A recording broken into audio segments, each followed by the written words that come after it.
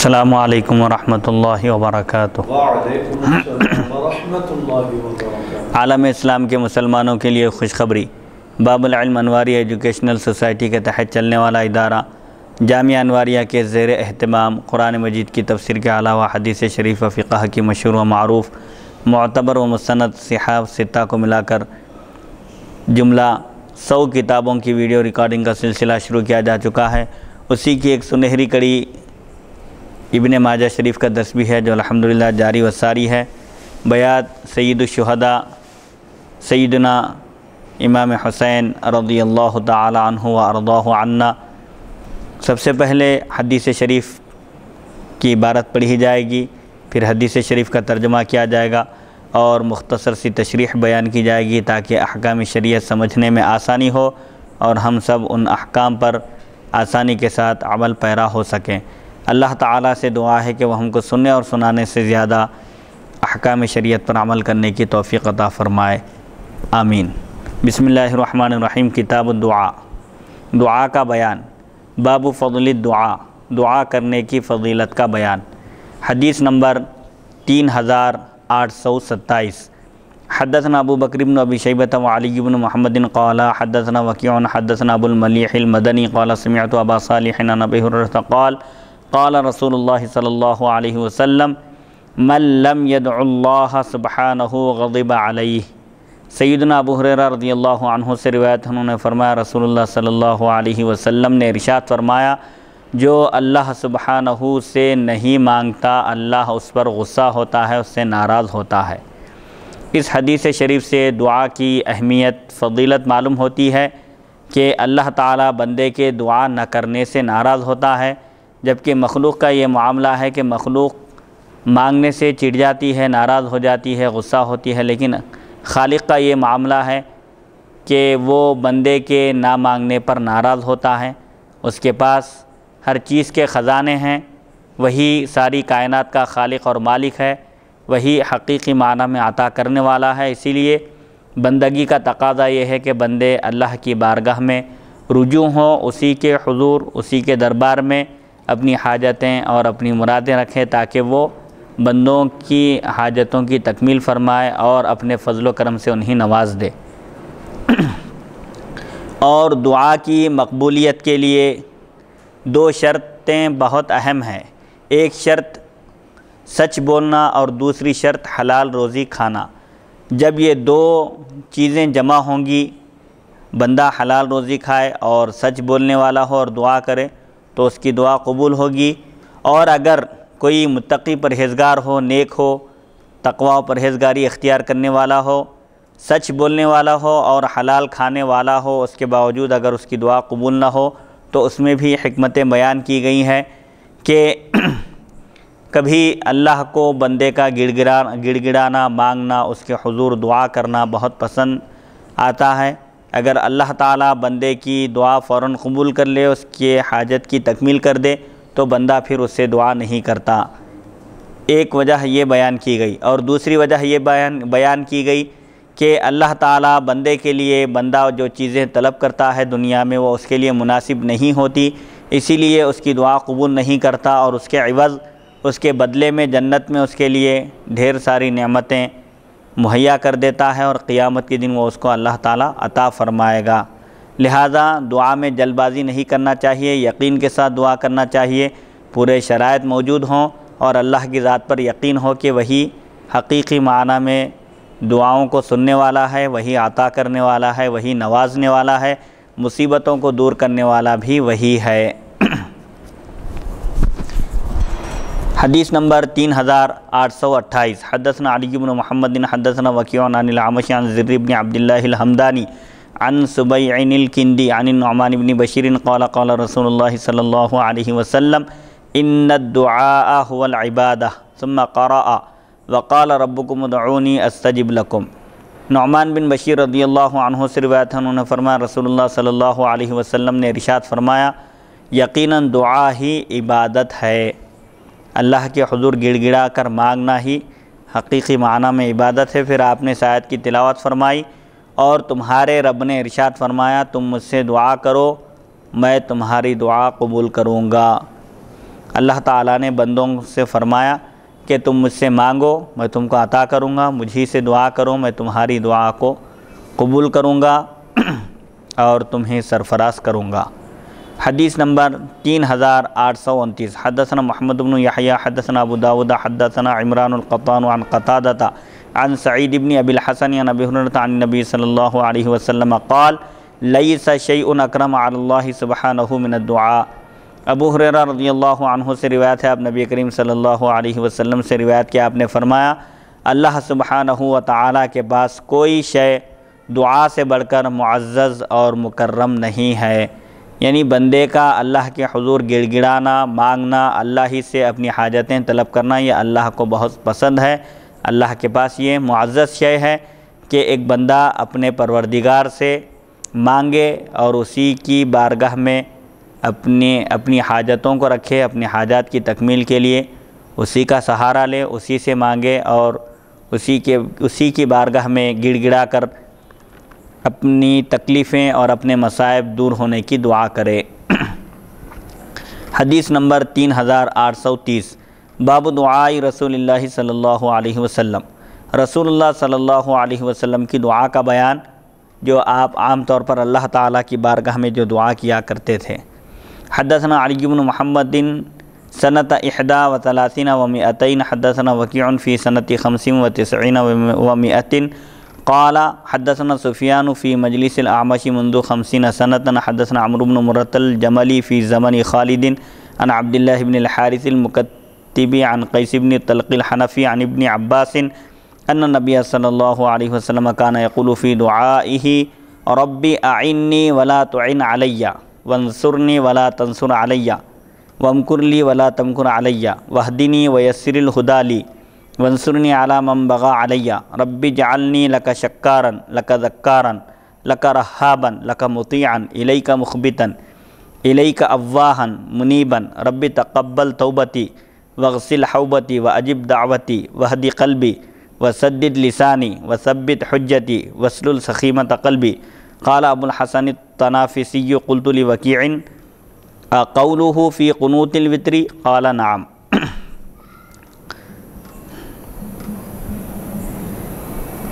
علی بن محمد نے ہم سے بیان کیا سن 231 ہجری میں، ہم کو وکیع نے بیان کیا 195 ہجری میں۔ انہوں نے کہا ہم سے سفیان نے اعمش کی مجلس میں بیان کیا منذ 50 سنتاً 50 سال سے۔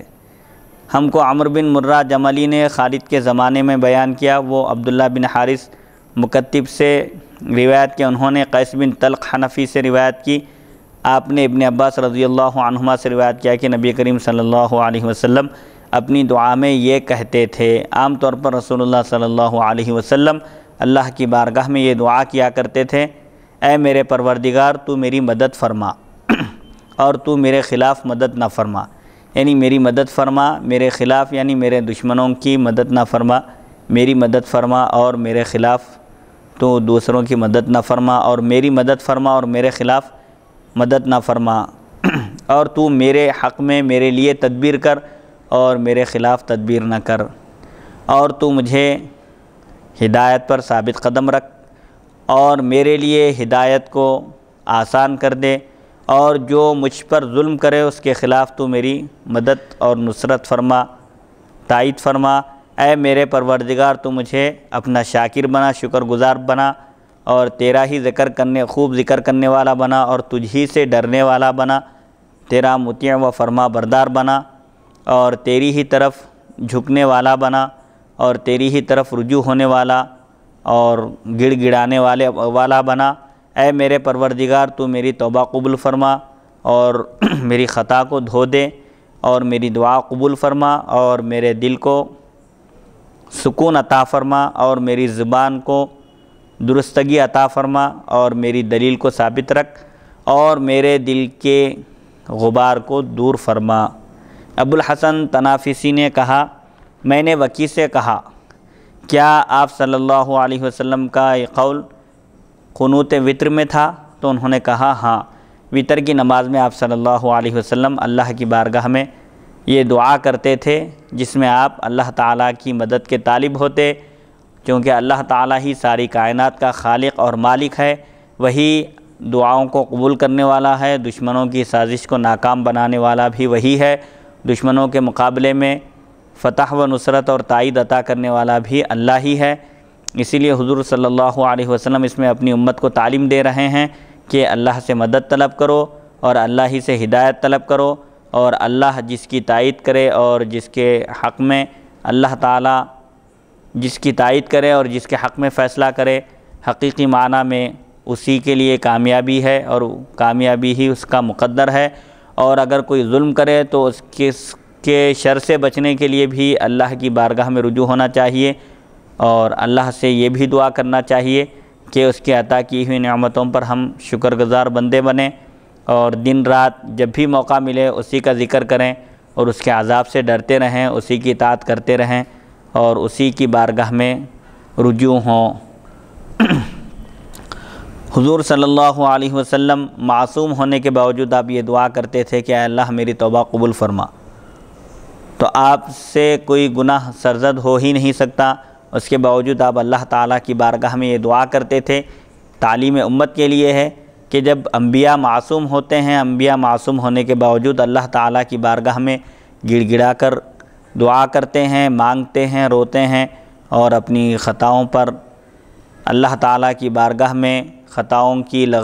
کی درگزر کرنے کے لیے التجا کرتے ہیں، تو امتیوں کو بدرجہ اولا اپنے گناہوں سے توبہ کرنا چاہیے اور اللہ کی بارگاہ میں ان کو رجوع ہونا چاہیے۔ اور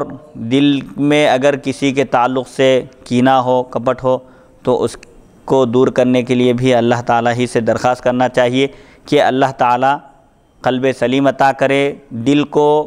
دنیا کی آلائشوں سے اور گندگیوں سے، حسد، کینہ، بغض، نفرت سے محفوظ اور مأمون رکھے۔ اللہ تعالیٰ سے یہ دعا کرنا چاہیے۔ حدیث نمبر 3831، حدثنا ابو بکر بن ابی شیبۃ حدثنا محمد بن ابی عبیدۃ حدثنا ابی عن الاعمش عن ابی صالح عن ابی ہریرہ قال اتت فاطمۃ النبی صلی اللہ علیہ وسلم تسألہ خادما فقال لها ما عندي ما أعطيك فرجعت فأتاها بعد ذلك فقال الذي سألت أحب إليك أو ما هو خير منه فقال لها علي قولي لا بل ما هو خير منه فقال قولي اللهم رب السماوات السبع ورب العرش العظيم ربنا ورب كل شيء منزل التوراة والإنجيل والقرآن العظيم أنت الأول فليس قبلك شيء وأنت الآخر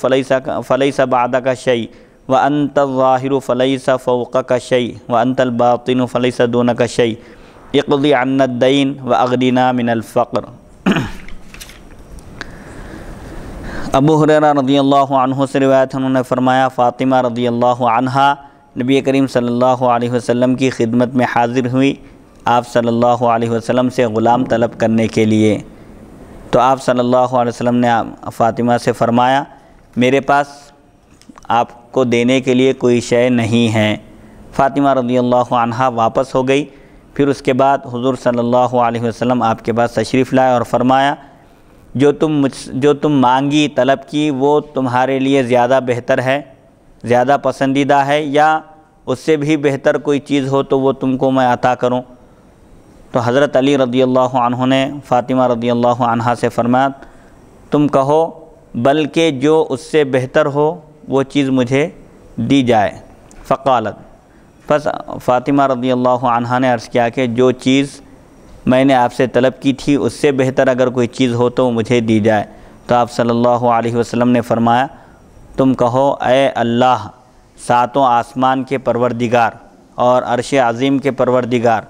اے ہمارے پروردگار اور ہر چیز کے پروردگار، تورات اور انجیل اور عظمت والے قرآن کو نازل کرنے والے، تو ہی پہلے ہے، تجھ سے پہلے کوئی شے نہیں ہے اور تو ہی بعد میں ہے، تیرے بعد کوئی شے نہیں۔ یعنی جب ساری کائنات ختم ہو جائے گی، سارے انسان جب ہلاک ہو جائیں گے، ہر شے فنا ہو جائے گی، اس وقت صرف اللہ کی ذات ہی باقی رہے گی۔ وَأَنْتَ الظَّاهِرُ فَلَيْسَ فَوْقَكَ شَيْءٌ، اور تو ہی غالب ہے، تیرے اوپر کوئی چیز نہیں ہے، یعنی کوئی تجھ پر غالب نہیں آ سکتا۔ ساری مخلوق مغلوب ہے، تو غالب ہے، ان پر قدرت رکھنے والا ہے، اور تو ہی پوشیدہ ہے، بس تیرے علاوہ کوئی شے نہیں ہے، یعنی اللہ تعالیٰ ذات کے اعتبار سے پوشیدہ ہے اور اس کے صفات ظاہر ہے۔ یہ مظاہر قدرت، یہ اتنا بڑا آسمان جو بغیر ستون کے اللہ تعالیٰ نے بنایا، یہ اس کی قدرت کاملہ کی دلیل ہے۔ اور اس نے انسانوں کو بسنے کے لیے اتنی بڑی زمین پھیلا دی اور اس کو بالکل سخت بھی نہیں بنایا اور بالکل نرم بھی نہیں بنایا، اور زمین کو ٹھہرانے کے لیے، زمین کے اندر سکون کے لیے اللہ تعالیٰ نے پہاڑ قائم کیے بنائے۔ اگر پہاڑ نہ ہوتے تو زمین ایک طرف جھک جاتی تھی۔ زمین کے بیلنس کے لیے اللہ تعالیٰ نے پہاڑوں کو بنایا ہے، بڑے بڑے پہاڑ۔ یہ اللہ تعالیٰ کی قدرت کاملہ کی نشانیاں ہیں۔ اللہ تعالیٰ ذات کے اعتبار سے پوشیدہ ہے، لیکن اس کے صفات مظاہر قدرت یہ موجود ہیں، جس کے ذریعے بندہ اللہ تعالیٰ کی قدرت کا یقین کر سکتا ہے، اس کے پروردگار ہونے پر ایمان لا سکتا ہے۔ اقضی عنا الدین، اے ہمارے پروردگار تو ہم سے قرض کو ادا کر دے اور ہم کو فقر و فاقے سے بے نیاز کر دے، غنی بنا دے، مالدار بنا دے۔ حضرت فاطمہ رضی اللہ عنہا جو خاتون جنت ہیں، آپ اپنے گھر کا کام خود کیا کرتی تھی، چکی پیستی تھی آپ، اور روٹیاں بناتی تھی، گھر کے کام کاج خود آپ اپنے دست مبارک سے کیا کرتی تھی۔ حالانکہ آپ رسول اکرم صلی اللہ علیہ وسلم کی صاحبزادی ہیں اور تمام جنتی عورتوں کی آپ سردار ہیں، آپ کے فضائل اور مناقب سے کتب حدیث بھرے پڑے ہیں، لیکن اس کے باوجود آپ کی سادگی اور عاجزی اور تواضع کا یہ عالم تھا کہ آپ اپنے گھر کا کام کاج خود کیا کرتی تھی، حتیٰ کہ چکی پیستے پیستے آپ کے دست مبارک میں گٹھے پڑ گئے تھے، نشان پڑ گئے تھے۔ اسی لیے حضرت علی رضی اللہ عنہ نے آپ سے کہا تھا کہ رسول اللہ صلی اللہ علیہ وسلم کی خدمت میں حاضر ہو کر گھر کے کام کاج میں ہاتھ بٹانے کے لیے وعلیکم السلام ایک خادمہ کو طلب کیجئے۔ چنانچہ حضرت فاطمہ رضی اللہ عنہا نے حضرت علی رضی اللہ عنہ کے کہنے پر سرور عالم صلی اللہ علیہ وسلم کی خدمت میں حاضر ہو کر ایک خادمہ کا آپ نے مطالبہ کیا تھا، کہا تھا کہ اگر ایک خادم ہو تو کام کاج کو نمٹانے میں سہولت ہوگی، تو حضور صلی اللہ علیہ وسلم نے فرمایا کہ میرے پاس آپ کو دینے کے لیے کچھ نہیں ہے۔ چنانچہ فاطمہ رضی اللہ عنہا واپس ہو گئی۔ پھر رسول اللہ صلی اللہ علیہ وسلم بعد میں آپ کے گھر تشریف لے گئے اور فرمایا جو چیز تم نے مجھ سے طلب کی ہے وہ تم کو زیادہ پسند ہے، یا پھر اس سے کوئی بہتر اور چیز ہو تو میں تم کو بتاؤں؟ تو حضرت علی رضی اللہ عنہ نے مشورہ دیا کہ اے فاطمہ، غلام کے بجائے اس سے بہتر چیز، خادمہ کے بجائے اس سے بہتر کوئی چیز اگر رسول اللہ صلی اللہ علیہ وسلم تم کو عطا کریں تو وہ تم کو لے لینا چاہیے۔ چنانچہ فاطمہ رضی اللہ عنہا نے عرض کیا کہ خادمہ سے بہتر اگر کوئی چیز ہو تو وہی مجھے عطا فرما دیجئے۔ تو رسول اللہ صلی اللہ علیہ وسلم نے انہیں تلقین کی کہ تم یہ دعا پڑھتے رہا کرو، اس میں ساتوں آسمان کے پروردگار سے قرض کی ادائیگی کو طلب کرنا ہے کہ اللہ تعالیٰ قرض ادا کر دے ہماری طرف سے، یعنی قرض کی ادائیگی کے اسباب مہیا فرما دے، اور فقر سے، تنگ دستی سے ہم کو بے نیاز کر دے، غنی کر دے، اور ہمارے تمام حاجات کی تکمیل کر دے۔ رسول اللہ صلی اللہ علیہ وسلم ساری کائنات کو آپ نوازنے والے ہیں، سرفراز فرمانے والے ہیں، لیکن جب سیدہ فاطمہ رضی اللہ عنہا آپ کی خدمت اقدس میں حاضر ہوئیں تو آپ نے ان کی رہنمائی فرمائی اور فرمایا کہ یہ دنیا عارضی ہے، چند روزہ دنیا ہے، یہ کسی بھی طرح گزر جائے گی، لیکن جو اللہ تعالیٰ کے محبوب اور مقرب بندے ہیں ان کو آزمائشوں کی منزلوں سے گزرنا ہے۔ جیسا کہ رسول اللہ صلی اللہ علیہ وسلم نے فرمایا کہ جس کا درجہ جس قدر بلند ہوتا ہے اس کی آزمائش بھی اتنی ہی کڑی اور سخت ہوتی ہے۔ اشد الناس بلاء الانبیاء فالامثل ثم الامثل، یعنی سب سے سخت ترین آزمائش انبیاء کی ہوتی ہے، چونکہ ساری مخلوق میں ان کا درجہ سب سے اعلیٰ اور ارفع ہے۔ پھر انبیاء کے بعد جن کا درجہ ہوتا ہے ان کی آزمائش ہوتی ہے۔ بہرحال یہ دنیا چند روزہ ہے، یہاں پر آزمائشوں کی منزلوں سے گزرنا ہے، یہاں کی سختیوں کو جو برداشت کرے گا، مصیبتوں پر صبر کرے گا، فقر و فاقے کی زندگی پر بھی صبر کرے گا، اللہ کی طرف ہی رجوع رہے گا، تو ایسے بندے کے لیے کامیابی ہے۔ بظاہر دنیا میں فقر و فاقے کی زندگی دکھائی دے گی، مصیبتوں کا سامنا ہوگا، لیکن ایسے بندوں کے لیے اللہ تعالیٰ آخرت میں بے حساب اجر و ثواب عطا فرمائے گا۔ حدیث نمبر 3832، حدثنا يعقوب بن ابراہیم الدورقی و محمد بن بشار قال حدثنا عبد الرحمن بن مہدی حدثنا سفیان عن ابی اسحاق عن ابی الاحوص عن عبد الله عن النبي صلی اللہ علیہ وسلم انه كان يقول اللهم انی اسألک الہدی والتقى والعفاف والغنى۔ عبداللہ رضی اللہ عنہ سے روایت ہے، اب نبی کریم صلی اللہ علیہ وسلم سے روایت کی کہ آپ صلی اللہ علیہ وسلم یہ کہتے تھے، اللہ تعالیٰ سے یہ دعا کرتے تھے، اے اللہ میں تجھ سے ہدایت اور تقوی و پرہیزگاری اور پاک دامنی اور بے نیازی کا سوال کرتا ہوں۔ یہ نہایت جامع دعا ہے کہ اللہ تعالیٰ جب انسان کو ہدایت کی توفیق عطا فرمائے، اسلام جیسی عظیم نعمت سے بہرور فرمائے تو اس پر ثابت قدمی کی دعا کرے۔ اگر کوئی پہلے سے ہدایت یافتہ ہے، پھر ہدایت کی دعا کرنے کا مطلب یہ ہے کہ اللہ تعالیٰ ہدایت پر اس کو ثابت قدم رکھے۔ اور یہاں تقوی و پرہیزگاری کا بھی ذکر ہے کہ بندہ متقی پرہیزگار رہے، اللہ تعالیٰ نے جن چیزوں سے منع کیا ہے ان سے محفوظ رہے۔ اور عفاف یعنی پاک دامنی کا بھی ذکر ہے کہ زنا، بدکاری اور ایسی چیزوں سے اللہ تعالیٰ بندے کی حفاظت فرمائے، بندہ یہ بھی دعا کرے۔ اور غنا کی بھی دعا ہے کہ اصل مالداری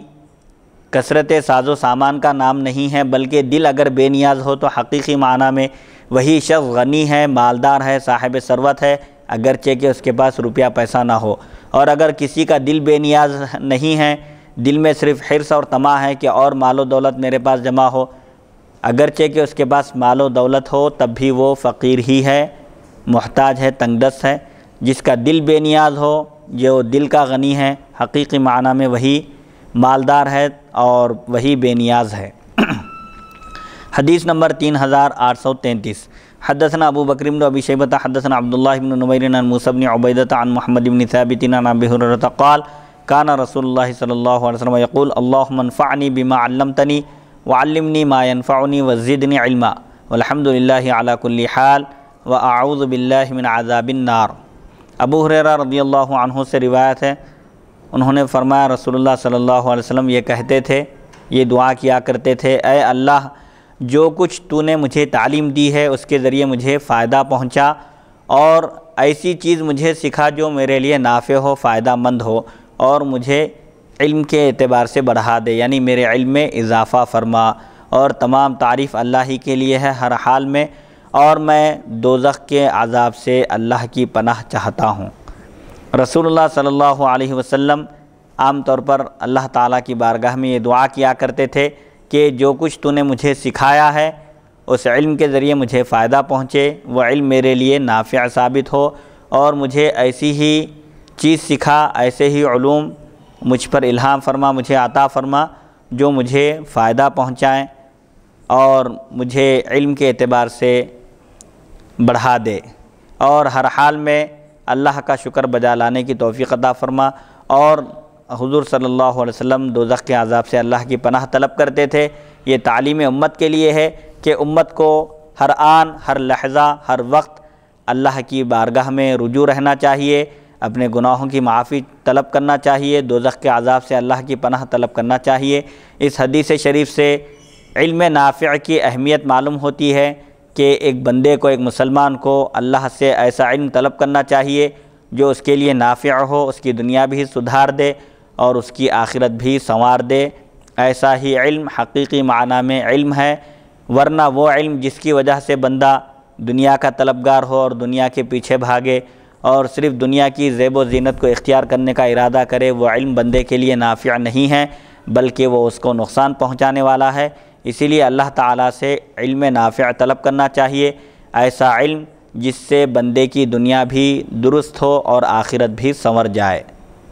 اور اللہ تعالیٰ نے حضور اکرم صلی اللہ علیہ وسلم کو علم کی زیادتی طلب کرنے کا حکم دیا، اس کے علاوہ کسی اور چیز کی زیادتی کا قرآن میں ذکر نہیں ہے۔ قرآن پاک میں اللہ تعالیٰ ارشاد فرماتا ہے اپنے حبیب سے خطاب کرتے ہوئے، اعوذ باللہ من الشیطان الرجیم وقل ربی زدنی علما، اور آپ فرما دیجئے اور کہیے آپ کہ اے میرے پروردگار میرے علم میں اضافہ فرما۔ تو اس سے علم کی اہمیت، علم سے مراد علم دین ہے، علم دین کی اہمیت کا اندازہ لگایا جا سکتا ہے کہ اللہ تعالیٰ نے اپنے حبیب صلی اللہ علیہ وسلم کو علم دین میں اضافے کا سوال کرنے کا حکم دیا۔ حدیث نمبر 3834 حدثنا محمد بن عبد الله بن نمير حدثنا ابي حدثنا الأعمش عن يزيد الرقاشي عن انس بن مالك قال كان رسول الله صلى الله عليه وسلم يكثر ان يقول اللهم ثبت قلبي على دينك فقال رجل يا رسول الله تخاف علينا وقد آمنا بك وصدقناك بما جئت به فقال ان القلوب بين اصبعين من اصابع الرحمن عز وجل يقلبها واشار الاعمش باصبعيه۔ انس بن مالک رضی اللہ عنہ سے روایت نے فرمایا رسول اللہ صلی اللہ علیہ وسلم اکثر یہ کہا کرتے تھے، یہ دعا کیا کرتے تھے، اے اللہ میرے دل کو اپنے دین پر جما دے، ثابت قدم رکھ، مضبوطی عطا فرما۔ تو ایک شخص نے عرض کیا یا رسول اللہ صلی اللہ علیہ وسلم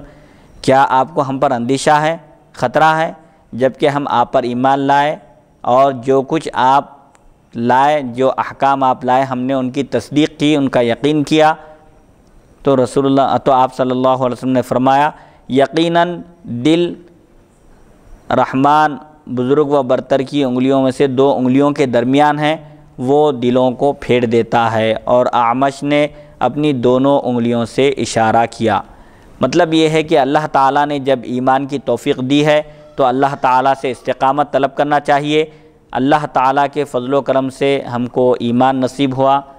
ہم نے اللہ پر ایمان لایا اور رسول اللہ صلی اللہ علیہ وسلم جو احکام اللہ کے پاس سے لائے ان کی تصدیق کی، اور یہ دعا کرتے رہنا چاہیے کہ اللہ تعالیٰ نے جس طرح ہم کو ایمان کی توفیق دی ہمارا خاتمہ بھی ایمان پر ہو، ہم کو ایمان پر استقامت عطا فرمائے اللہ تعالیٰ۔ جیسا کہ ایک صحابی نے جب عرض کیا کہ آپ مجھے نصیحت فرمائیے اور انتہائی مختصر نصیحت فرمائیے تاکہ میں اس پر عمل پیرا ہو سکوں، تو آپ صلی اللہ علیہ وسلم نے فرمایا تھا قل آمنت باللہ ثم استقم، آمنت باللہ کہو میں اللہ پر ایمان لایا اور اس پر جمے رہو، ثابت قدم رہو، استقامت کا مظاہرہ کرو۔ یہ بہت اہم چیز ہے کہ ہدایت اور ایمان نصیب ہونے کے بعد ان دونوں پر جمے ہوئے رہنا اور انتقال تک ایمان پر باقی رہنا، یہ محض اللہ کے فضل و کرم پر موقوف ہے، ورنہ بہت سارے واقعات ایسے بھی تاریخ میں ملتے ہیں کہ اپنے وقت کے بڑے بڑے زاہد، عابد، بڑے بڑے لوگ ہدایت کی توفیق ملنے کے بعد ہدایت پر باقی نہیں رہ سکے، جیسا کہ بلعام ابن باعور کا واقعہ ہے۔ حضرت سیدنا موسیٰ علیہ السلام کے زمانے میں ایک نہایت متقی پرہیزگار عابد شخص تھا، وہ اللہ کی بارگاہ میں ہمیشہ رجوع رہتا تھا، لیکن بنی اسرائیل موسیٰ علیہ السلام کے دشمنوں نے اس شخص کو استعمال کیا اور اس کو اکسایا، بھڑکایا کہ وہ موسیٰ علیہ السلام کے خلاف دعا کرے، موسیٰ علیہ السلام کو بددعا دے اور ان کی قوم کی ناکامی کے لیے دعا کرنے کے لیے جب بھڑکایا، اکسایا، پہلے تو وہ نہیں مانا تھا، لیکن مال و دولت کی لالچ میں آ کر اس نے ایک جلیل القدر پیغمبر کے خلاف اللہ کی بارگاہ میں دعا کی تھی، جس کی وجہ سے وہ اللہ تعالیٰ کی بارگاہ سے دھتکارا گیا، اس کو اللہ تعالیٰ نے رد کر دیا، اور قرآن پاک میں اس کا ذکر کیا کہ وہ ہدایت اس کو اللہ تعالیٰ نے عطا فرمائی تھی، لیکن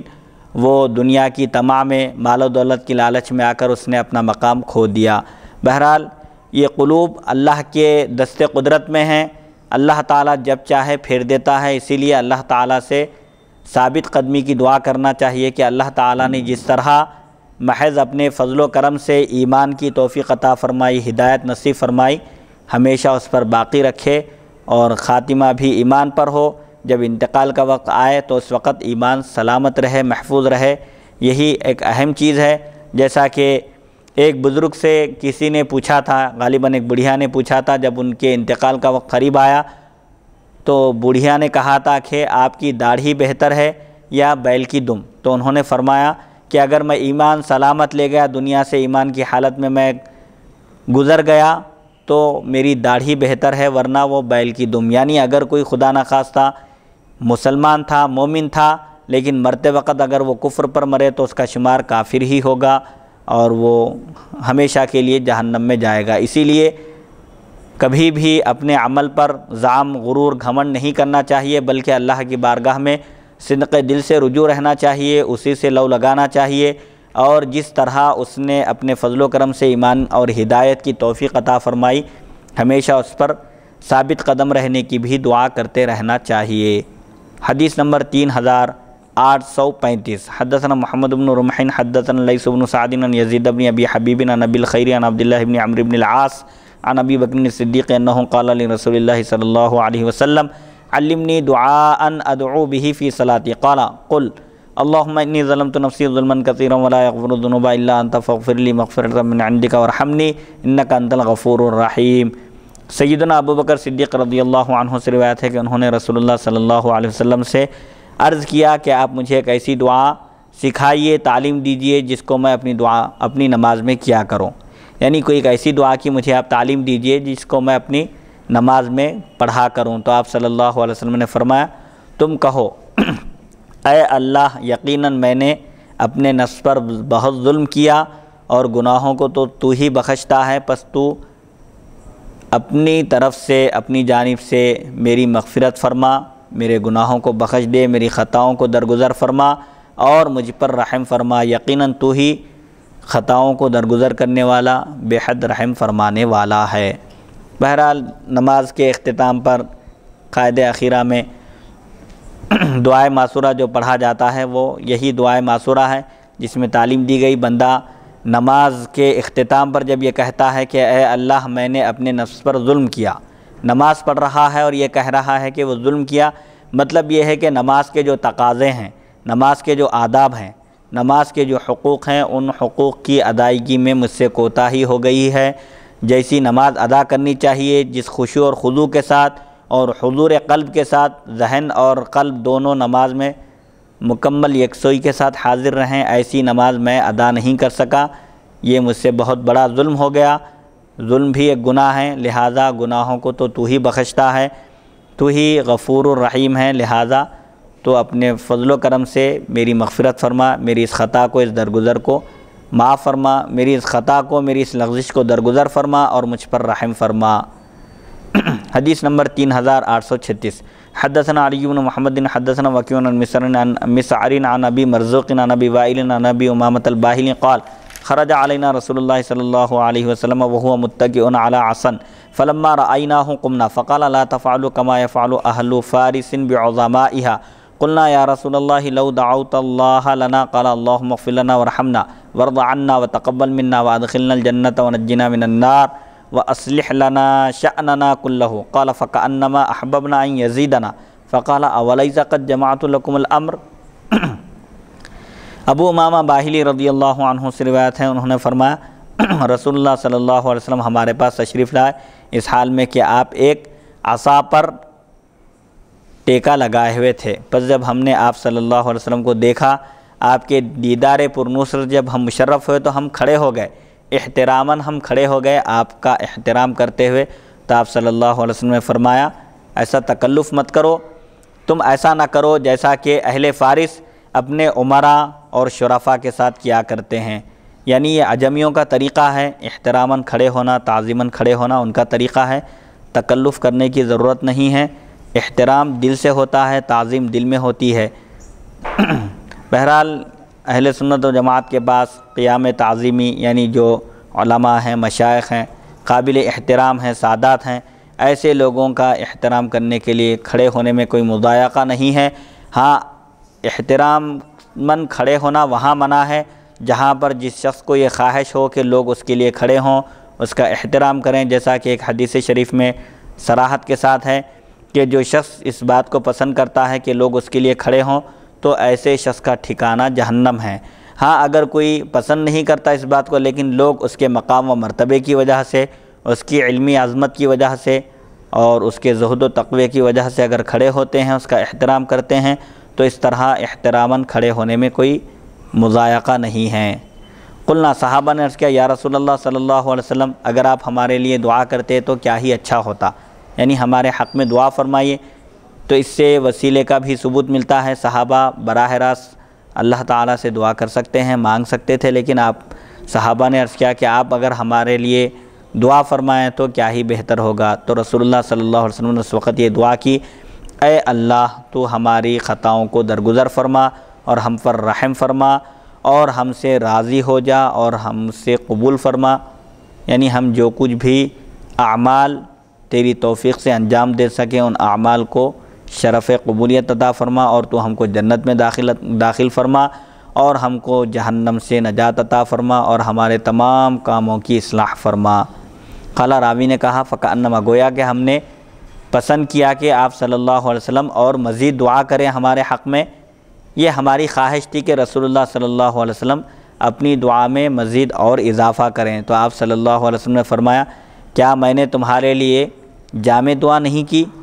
یعنی پورے تمام عمر کو جمع نہیں کیا؟ یہ ایک ایسی جامع دعا ہے کہ ایک طرف گناہوں کی بخشش ہے، مغفرت ہے، اور پھر رحم و کرم کے معاملے کی درخواست ہے، اور رضامندی کی کہ اللہ اگر بندے سے راضی ہو تو یہ اس کے لیے سب سے بڑی سند ہے کامیابی کی، اور اعمال کی قبولیت کا بھی ذکر ہے، جنت میں داخلے کا ذکر ہے، جہنم سے نجات، اور پھر تمام کاموں کی اصلاح کی اس میں درخواست ہے۔ گویا کہ ایک جامع دعا ہے کہ اس میں دین بھی شامل ہے، دنیا بھی شامل ہے، آخرت بھی شامل ہے، اللہ تعالیٰ کی خوشنودی سے بڑھ کر کوئی اور شے نہیں ہو سکتی، اس کا بھی ذکر ہے۔ قرآن مجید میں اللہ تعالیٰ ارشاد فرماتا ہے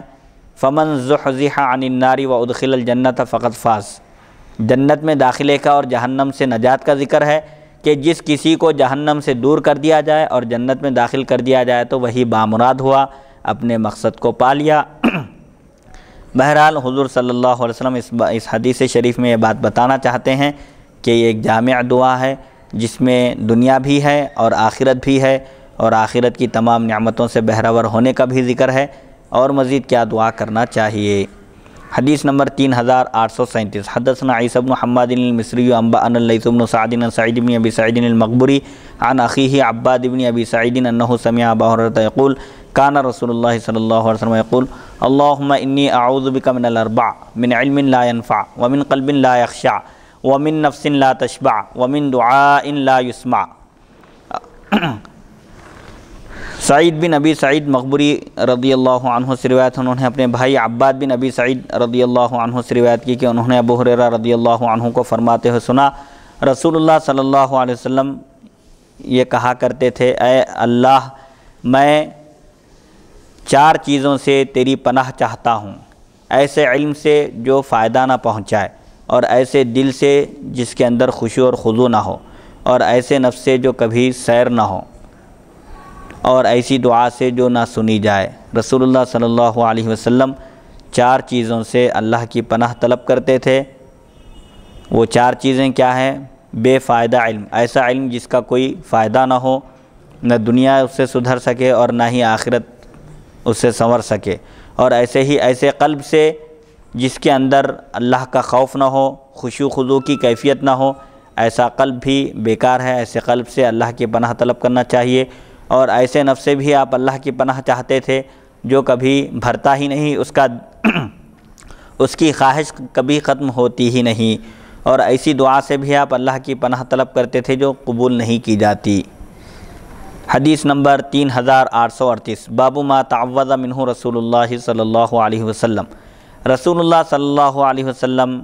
جن چیزوں سے اللہ کی پناہ طلب کرتے تھے ان چیزوں کا بیان۔ عام طور پر آپ صلی اللہ علیہ وسلم چند چیزوں سے اللہ کی پناہ طلب کرتے تھے، اس حدیث شریف میں انہی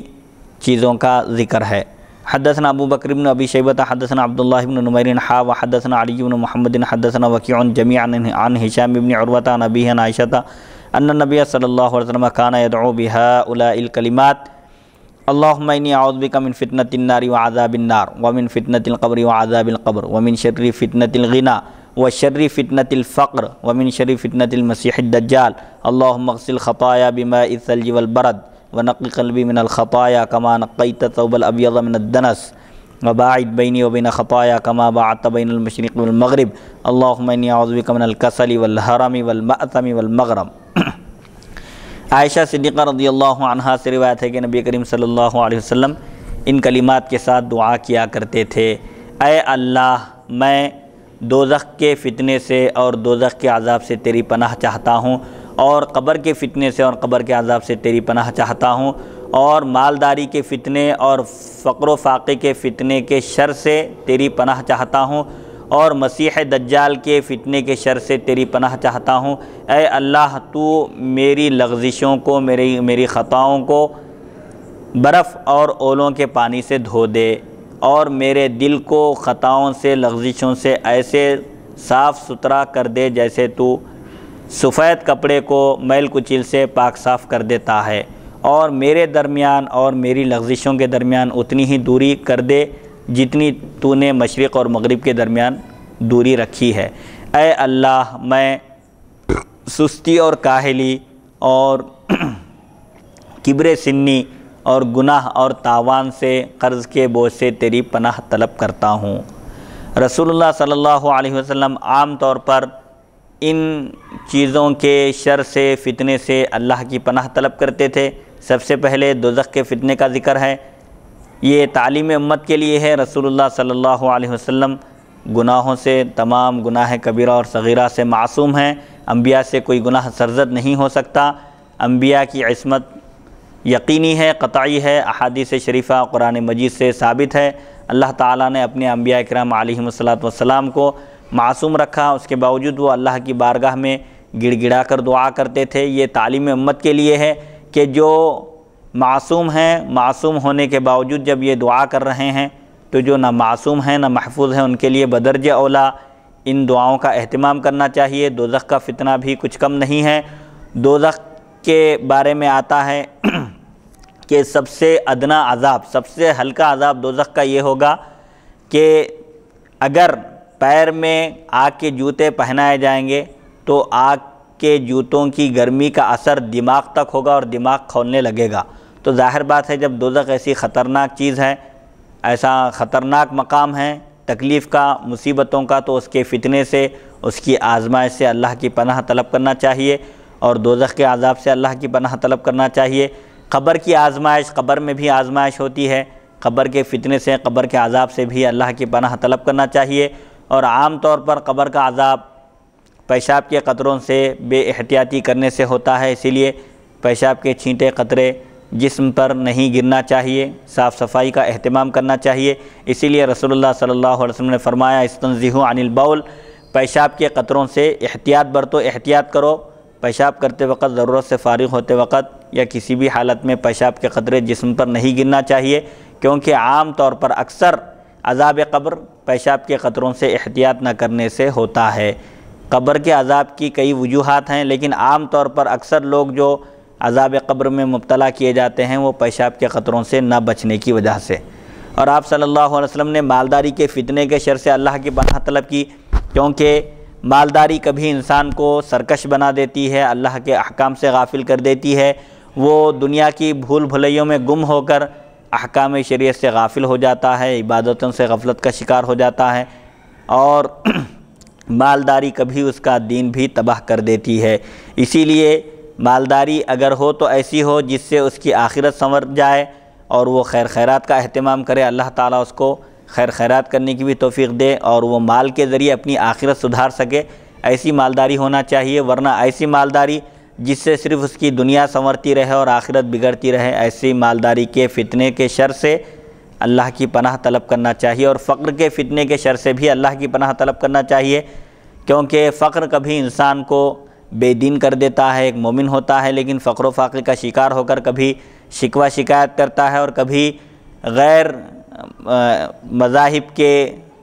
جھانسے میں آ کر، ان کی باتوں میں دام فریب میں آ کر اپنے دین کو رخصت کر دیتا ہے، جیسا کہ عیسائی مشنریز وغیرہ دولت کا لالچ دے کر، مال کا لالچ دے کر کبھی بھولے بھالے مسلمانوں کو عیسائی بنا دیتے ہیں، اور غیر مسلم کبھی مالداری کا لالچ دے کر اور دنیا کی زیب و زینت ان کے سامنے ظاہر کر کے ان کو کبھی دین سے خارج کر دیتے ہیں۔ لہٰذا فقر و فاقہ بھی ایک فتنہ ہے، آزمائش ہے، اس کے شر سے اللہ کی پناہ طلب کرنا چاہیے۔ فقر و فاقہ بھی ہو تو دل غنی ہو اور دین محفوظ رہے۔ اور مسیح دجال کے فتنے کے شر سے، قیامت کے قریب دجال نکلے گا،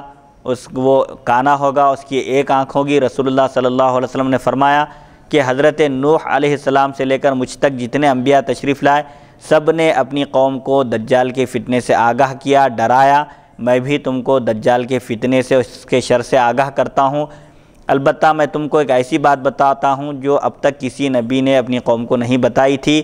وہ ایک نشانی دجال کی یہ ہے کہ وہ اعور ہوگا، کانا ہوگا، اس کی ایک آنکھ ہوگی، جبکہ اللہ اعور نہیں ہے، وہ پاک ہے، بے عیب ہے، اس کی ذات منزہ اور مقدس ہے، وہ تمام عیوب سے پاک ہے۔ یعنی اللہ تعالیٰ آور نہیں ہوگا، دجال آور ہوگا، یہی اس کی نشانی ہوگی کہ وہ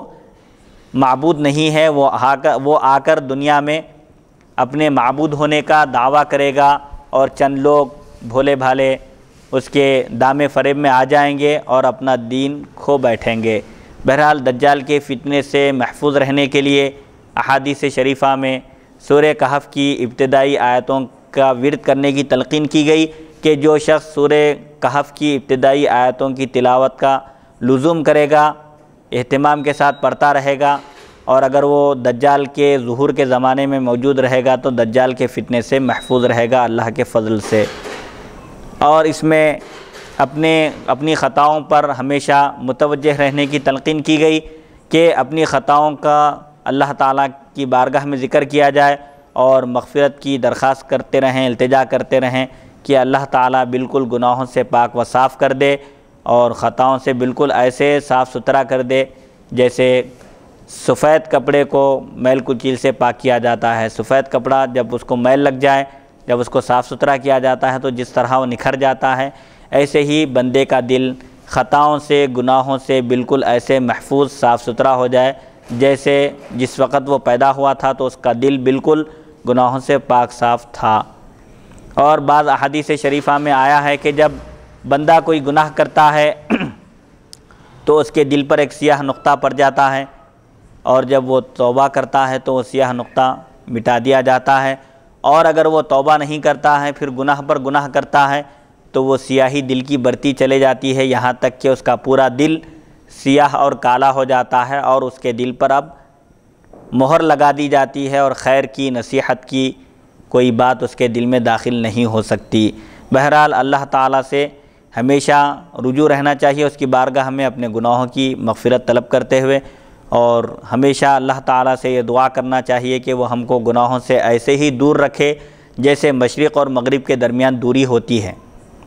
اور سستی، کاہلی سے اور انتہائی بڑی عمر کو پہنچ جانے سے بھی اللہ کی پناہ طلب کرنا چاہیے، کیونکہ سستی اور کاہلی کی وجہ سے انسان بہت سارے کار خیر نیک کاموں سے پیچھے رہ جاتا ہے۔ آخرت کے کام ہوں یا دنیا کے کام ہوں، آج کا کام کل پر نہیں ڈالنا چاہیے، ورنہ سستی اور کاہلی کی وجہ سے انسان کبھی کامیاب نہیں ہو سکتا۔ اسی لیے سستی اور کاہلی ترک کرنا چاہیے، نیکی کا ارادہ ہو تو فوراً قدم آگے بڑھانا چاہیے، اللہ کی مدد شامل حال رہے گی۔ اور ایسی عمر کو پہنچنے سے بھی آپ اللہ کی پناہ طلب کرتے تھے جس میں انسان بالکل بوڑھا ہو جائے، کمزور اور ناتواں ہو جائے اور اپنی خدمت کے لیے دوسرے کا محتاج ہو جائے۔ اور گناہ سے بھی آپ اللہ کی پناہ طلب کرتے تھے کہ اللہ تعالیٰ گناہوں سے محفوظ اور مأمون رکھے اور قرض کے بوجھ سے بھی محفوظ رکھے۔ بہرحال یہ بھی ایک نہایت جامع دعا ہے، اس کا اہتمام کرنا چاہیے۔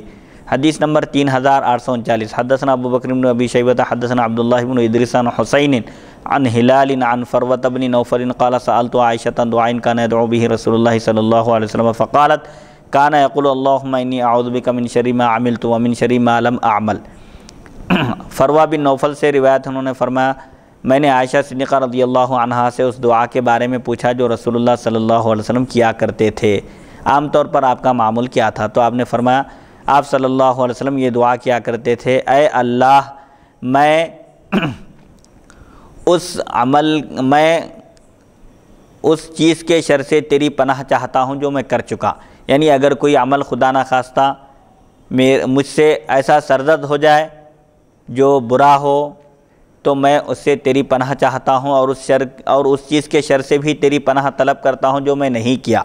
یعنی جو برا کام میں نے نہیں کیا اس کے بھی شر سے میں تیری پناہ میں آتا ہوں، تو مجھے ہر برائی سے محفوظ اور مأمون رکھ۔ یہ تعلیم امت کے لیے ہے، ورنہ حضور صلی اللہ علیہ وسلم معصوم تھے، آپ سے کوئی گناہ سرزد نہیں ہو سکتا۔ انبیاء کی عصمت قرآن مجید اور احادیث شریفہ سے ثابت ہے، قطعی اور یقینی چیز ہے کہ انبیاء تمام گناہوں سے معصوم ہوتے ہیں، ان سے کوئی گناہ نہیں ہو سکتا۔ یہ جو دعائیں کیا کرتے تھے آپ اللہ تعالیٰ کی بارگاہ میں عاجزی، تواضع اور انکساری کا اظہار کرنے کے لیے اور امت کو تعلیم دینے کے لیے۔ حدیث نمبر 3840، حدثنا ابراہیم بن المنذر الحزامی وحدثنا بکر بن مسلم حدثنی حمید الخراط عن قریب مولا ابن عباس عن ابن عباس قال كان رسول الله صلی اللہ علیہ وسلم يعلمنا هذا الدعاء كما يعلمنا السورة من القرآن اللهم إني أعوذ بك من عذاب جهنم وأعوذ بك من عذاب القبر وأعوذ بك من فتنة المسيح الدجال وأعوذ بك من فتنة المحيا والممات۔ ابن عباس رضی اللہ عنہما سے روایت انہوں نے فرمایا رسول اللہ صلی اللہ علیہ وسلم ہم کو یہ دعا اس طرح سکھاتے تھے جیسے آپ ہم کو قرآن کا سورہ سکھاتے تھے، یعنی جس طرح قرآن کے سورتوں کا آپ اہتمام کرتے تھے یاد دلانے کا، صحابہ کو سکھانے کا، ایسے ہی آپ اہتمام کے ساتھ یہ دعا بھی صحابہ کو سکھاتے تھے، جس کا ترجمہ یہ ہے: اے اللہ میں جہنم کے عذاب سے تیری پناہ چاہتا ہوں، اور میں قبر کے عذاب سے تیری پناہ چاہتا ہوں، اور مسیح دجال کے فتنے سے تیری پناہ چاہتا ہوں، اور موت اور حیات کے فتنے سے تیری پناہ چاہتا ہوں۔ بہرحال یہ بھی ایک جامع دعا ہے۔ قبر کا عذاب اس میں جو ذکر کیا گیا، حضرت سیدنا عثمان بن عفان رضی اللہ عنہ جب کسی قبر کے پاس کھڑے ہوتے تو آپ اس قدر روتے کہ آپ کی داڑھی مبارک آنسوؤں سے تر ہو جاتی۔ صحابہ پوچھتے آپ کے سامنے جب جنت کا ذکر کیا جاتا، جہنم کا ذکر کیا جاتا، جہنم کے ہولناک عذابوں کا ذکر ہوتا، لیکن آپ پر یہ کیفیت طاری نہیں ہوتی، لیکن جب آپ کسی قبر کے پاس کھڑے ہوتے ہیں قبرستان میں تو آپ کی کیفیت بدل جاتی ہے، اور اس قدر آپ روتے ہیں، آہ و بکا کرتے ہیں کہ آپ کی داڑھی مبارک بھی تر ہو جاتی ہے۔ تو آپ نے فرمایا کہ میں نے رسول اللہ صلی اللہ علیہ وسلم کو ارشاد فرماتے ہوئے سنا کہ قبر آخرت کی منزلوں میں سے سب سے پہلی منزل ہے، جو اس مرحلے میں پہلی منزل میں کامیاب ہو جائے اس کے لیے بعد کے منازل بالکل آسان اور سہل ہوں گے، اور جو پہلے ہی مرحلے میں فیل ہو جائے، ناکام ہو جائے، اس کے لیے بعد کے منازل، بعد کے مرحلے اور بہت سخت ہوں گے۔ بہرحال قبر کے عذاب سے بھی اللہ کی پناہ طلب کرنا چاہیے، اور زندگی اور موت کے فتنے سے بھی، یعنی اگر کسی کے لیے زندگی بہتر نہ ہو اس کو خودکشی نہیں کرنا چاہیے، کیونکہ خودکشی کرنا حرام ہے، اور اگر ایسے حالات پیدا ہو جائیں کہ بندہ اگر مجبور ہو تو اس کو اللہ تعالیٰ سے یہ دعا کرنا چاہیے: اللہم احیینی ما کانت الحیات خیرا لی، اے اللہ تو مجھے اس وقت تک زندہ رکھ جب تک زندگی میرے لیے بہتر ہو، میں ایمان پر ثابت قدم رہوں اور نیک اعمال کروں، اور مجھے وفات دے جب کہ میرے لیے موت بہتر ہو۔ یعنی اگر کوئی فتنے کا زمانہ ہو، آزمائش کا زمانہ ہو، دین کی حفاظت، اسلام کی حفاظت مشکل ہو، ایسے زمانے میں میں پہنچ جاؤں اور ایمان پر ثابت قدم رہنے کا اگر یقین نہ ہو تو پھر ایسی صورت میں مجھے ایمان پر سلامتی کے ساتھ، ایمان کی سلامتی کے ساتھ مجھے موت عطا فرما۔ بہرحال انسان کے لیے کبھی زندگی بھی آزمائش بن جاتی ہے اور کبھی موت بھی، اسی لیے حسن خاتمہ کی دعا کرنا چاہیے۔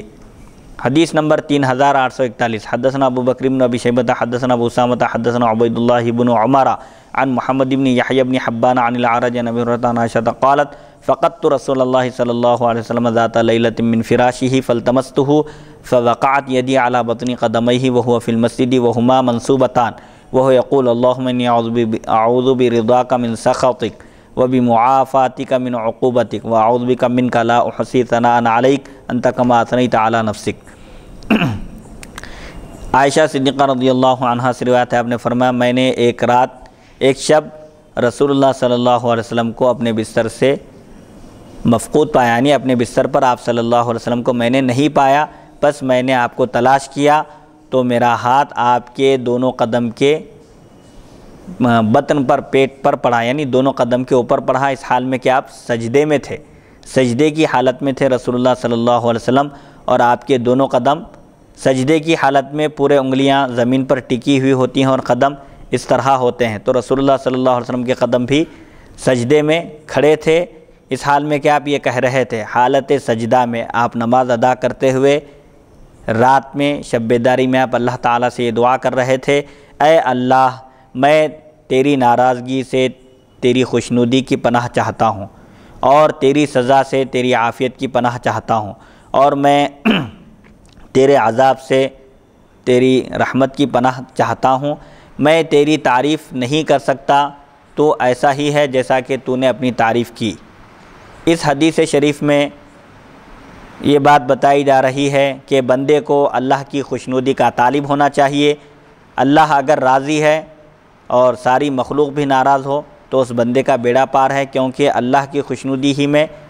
اس کی نجات ہے۔ اگر اللہ ناراض ہو اور ساری مخلوق راضی ہو تو ساری مخلوق کی رضامندی اس کو کچھ فائدہ نہیں پہنچا سکے گی۔ اسی طرح اللہ کے عذاب سے پناہ طلب کرنا چاہیے، عافیت طلب کرنا چاہیے کہ اللہ تعالی ہم کو اپنے عذاب سے محفوظ اور مأمون رکھے، اور اللہ کی رحمت کی پناہ طلب کرنا چاہیے اس کے عذاب سے۔ اور آپ فرماتے ہیں اس میں کہ میں تیری کما حقہ تعریف نہیں کر سکتا، تیری تعریف ایسی ہی ہے جیسے تو نے کی، یعنی اللہ تعالی ہی اپنی تعریف کما حقہ کر سکتا ہے، کوئی اس کی تعریف کا بھی حق ادا نہیں کر سکتا۔ رسول اللہ صلی اللہ علیہ وسلم معصوم ہونے کے باوجود، بے شمار آپ کو خوشخبریاں عطا کیے جانے کے باوجود آپ شب بیداری کا اہتمام کرتے، رات میں اٹھ کر نماز ادا کرتے تھے، اللہ کی بارگاہ میں رجوع رہتے تھے اور ہمیشہ اس کی خوشنودی کے طالب رہتے تھے۔ اس میں امت کے لیے تعلیم ہے کہ امت کو بھی اس کا اہتمام کرنا چاہیے، شب بیداری کا اہتمام کرنا چاہیے، تہجد کا ہو سکے تو رات میں اٹھ کر شب بیداری کرنا چاہیے، یہ اچھی چیز ہے اور صالحین کا طریقہ ہے، اور یہ آخرت میں کام آنے والی چیز ہے۔ اور جتنے بزرگان دین نے ولایت کی منزلیں حاصل کی اور سلوک کی منزلیں طے کی، ہر ایک بزرگ کو جو بھی نعمت عطا کی گئی وہ تہجد کی وجہ سے ملی۔ شب بیداری کے بغیر کوئی بزرگ نہیں بن سکتا اور مقام ولایت کو حاصل نہیں کر سکتا۔ حدیث نمبر 3842، حدثنا ابو بکر حدثنا محمد بن مصعب عن الاوزاعی عن اسحاق بن عبداللہ عن جعفر بن عیاض عن ابی ہریرہ قال قال رسول اللہ صلی اللہ علیہ وسلم تعوذوا باللہ من الفقر والقلۃ والذلۃ وان تظلم او تظلم۔ ابو ہریرہ رضی اللہ عنہ سے روایت ہم نے فرمایا رسول اللہ صلی اللہ علیہ وسلم نے ارشاد فرمایا، تم فقر و فاقے اور قلت یعنی کمی اور ذلت یعنی رسوائی سے اللہ کی پناہ طلب کرو، اور یہ کہ تم ظلم کرو یا تم پر ظلم کیا جائے، یعنی ظالم اور مظلوم بننے سے بھی اللہ کی پناہ طلب کرو، فقر و فاقے سے بھی، تاکہ دین کی حفاظت ہو، دین پر ثابت قدم رہیں۔ کبھی فقر و فاقے کی وجہ سے انسان دین کو رخصت کر دیتا ہے، اور جو دیگر مذاہب کے لوگ لالچ دے کر اس کو اپنے دین کی دعوت دیتے ہیں تو وہ فقر و فاقے کی وجہ سے اس دین کی دعوت کو قبول کر لیتا ہے اور اسلام کو جیسی عظیم نعمت کو کھو دیتا ہے۔ اسی لیے فقر و فاقے سے بھی اللہ کی پناہ طلب کرنا چاہیے، فقر و فاقہ ہو تو دین پر ثابت قدمی بھی ہو، اور ذلت اور رسوائی سے بھی اللہ کی پناہ طلب کرنا چاہیے کہ اللہ تعالی ہم کو دنیا اور آخرت میں ذلیل اور رسوا ہونے سے بچا لے، اور ہم کو ظالم اور مظلوم بننے سے بھی بچا لے، ہم نہ کسی پر ظلم کریں اور نہ کوئی ظالم ہم پر مسلط ہو۔ حدیث نمبر 3843، حدثنا علی بن محمد حدثنا وکیع عن اسامہ بن زید عن محمد بن المنکدر عن جابر قال قال رسول اللہ صلی اللہ علیہ وسلم صلی اللہ علما نافعا وتعوذوا باللہ من علم لا ينفع۔ جابر رضی اللہ عنہ سے روایت ہم نے فرمایا رسول اللہ صلی اللہ علیہ وسلم نے ارشاد فرمایا، تم اللہ سے علم نافع مانگو اور ایسے علم سے اللہ کی پناہ طلب کرو جو فائدہ نہ دے۔ ہمیشہ جب بھی اللہ سے علم کا سوال کرو، ایسا علم مانگو جو تم کو فائدہ پہنچائے، جو تمہاری دنیا بھی سنوار دے اور آخرت بھی سنوار دے، اور تم کو آخرت کی سختیوں سے بچا لے۔ اور جو علم بے فائدہ ہو، جس سے نہ دنیا کا کوئی فائدہ حاصل ہو سکے اور نہ ہی آخرت میں وہ کام آ سکے، ایسے علم سے اللہ کی پناہ طلب کرو۔ حدیث نمبر 3844، حدثنا علی بن محمد حدثنا وکیع عن اسرائیل عن ابی اسحاق عن عمرو بن میمون عن عمر ان النبی صلی اللہ علیہ وسلم کان یتعوذ من الجبن والبخل وارذل العمر وعذاب القبر وفتنة الصدر قال وکیع یعنی الرجل يموت على فتنة لا يستغفر اللہ منها۔ عمر رضی اللہ عنہ سے روایت ہے کہ نبی کریم صلی اللہ علیہ وسلم بزدلی اور کنجوسی اور انتہائی بڑی عمر اور قبر کے عذاب اور سینے کے فتنے سے آپ اللہ کی پناہ طلب کرتے تھے کہ ایک مومن کی شان یہ ہے کہ وہ طاقتور ہو، پہلوان ہو اور مرد ہو، بہادر ہو۔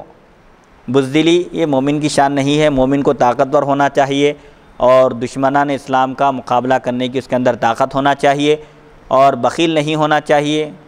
بخالت سے کام نہیں لینا چاہیے، بلکہ اللہ تعالیٰ نے جو کچھ عطا کیا ہے اپنی استطاعت کے مطابق بندے کو خرچ کرنا چاہیے۔ کوئی سوال کرے، استطاعت ہو تو اس کو دینا چاہیے۔ اور ارذل عمر یعنی ایسی عمر جس میں بندہ دوسرے اپنی خدمت کے لیے دوسرے کا محتاج ہو اور اس کو کچھ یاد نہ رہتا ہو اور بالکل بھول سی اس پر طاری ہوتی ہو، ایسی عمر سے بھی اللہ کی پناہ طلب کرنا چاہیے۔ جب تک اعضاء سلامت رہیں، ہوش و حواس باقی رہیں، اس عمر تک اللہ تعالیٰ حیات دے، اور اس کے بعد اللہ تعالیٰ ہم کو زندہ نہ رکھے بلکہ موت عطا کرے، جس میں ہم اپنی خدمت کے لیے اپنی ضروریات کی تکمیل کے لیے دوسروں کے محتاج ہو جائیں، ایسی عمر کو نہ پہنچے، اور قبر کے عذاب سے بھی پناہ طلب کرنے کا ذکر ہے، اور سینے کی آزمائش سے۔ وکی نے کہا یہ فتنت صدر کیا ہے کہ آدمی فتنے پر، آزمائش پر مرے، ایسی آزمائش پر جس میں وہ اللہ تعالیٰ سے مغفرت طلب نہ کرے۔ یعنی اگر فتنوں کا دور ہو، آزمائشوں کا دور ہو، ایمان کی حفاظت مشکل ہو، تو ایسے دور میں بندہ اللہ تعالیٰ سے رجوع رہے، اس کی بارگاہ میں گڑ گڑا کر اپنے گناہوں کی مغفرت طلب کرے، اور کبھی بھی بندہ دعا کرنے سے غافل نہ ہو۔ ہر زمانے میں نت نئے قسم کے فتنے رونما ہوتے ہیں، ہر فتنے سے حفاظت کے لیے اللہ تعالیٰ سے دعا کرے۔ حدیث نمبر 3845، باب الجوامع من الدعاء، جامع دعا کا بیان۔ حدثنا ابو بکر حدثنا یزید بن ہارون انبانا ابو مالک سعد بن طارق عن ابیہ انہ سمع النبی صلی اللہ علیہ وسلم وقد اتاه رجل فقال یا رسول اللہ کیف اقول حین اسأل ربی قال قل اللهم اغفر لي وارحمني وعافني وارزقني وجمع اصابعه الاربع الا الابهام فان هؤلاء يجمعن لك دينك ودنياك۔ سعد بن طارق، ابو مالک سعد بن طارق نے ہم کو بتایا، انہوں نے اپنے والد سے روایت کی کہ انہوں نے نبی کریم صلی اللہ علیہ وسلم کو سنا اس حال میں کہ آپ کے پاس ایک شخص حاضر ہوئے اور عرض کیا، یا رسول اللہ صلی اللہ علیہ وسلم جس وقت میں اپنے رب سے مانگوں تو میں کیسے کہوں، یعنی مجھے کیا دعا کرنا چاہیے؟ تو آپ صلی اللہ علیہ وسلم نے فرمایا، تم کہو اے اللہ میرے گناہ بخش دے اور مجھ پر رحم فرما اور مجھے عافیت عطا فرما، فتنوں سے، بیماریوں سے، مصیبتوں سے، آزمائشوں سے میری حفاظت فرما اور مجھے روزی عطا فرما۔ اور آپ صلی اللہ علیہ وسلم نے انگوٹھے کو چھوڑ کر بقیہ 4 انگلیوں کو جمع کیا، یعنی مضبوطی کے ساتھ آپ نے 4 انگلیوں کو ایک جگہ ملایا اور فرمایا کہ یقیناً یہ تمہارے لیے تمہارے دین اور دنیا کو جمع کرنے والے ہیں۔ یعنی 4 انگلیوں کو اس طرح جمع کر کے، انگوٹھے کو الگ کر کے یہ دعا کی جائے تو اس سے دین میں بھی ترقی ہوگی اور دنیا میں بھی ترقی ہوگی، بندہ دین اور دنیا دونوں کی نعمتوں سے اور خوشحالیوں سے اور سعادت مندیوں سے بہرہور کیا جائے گا۔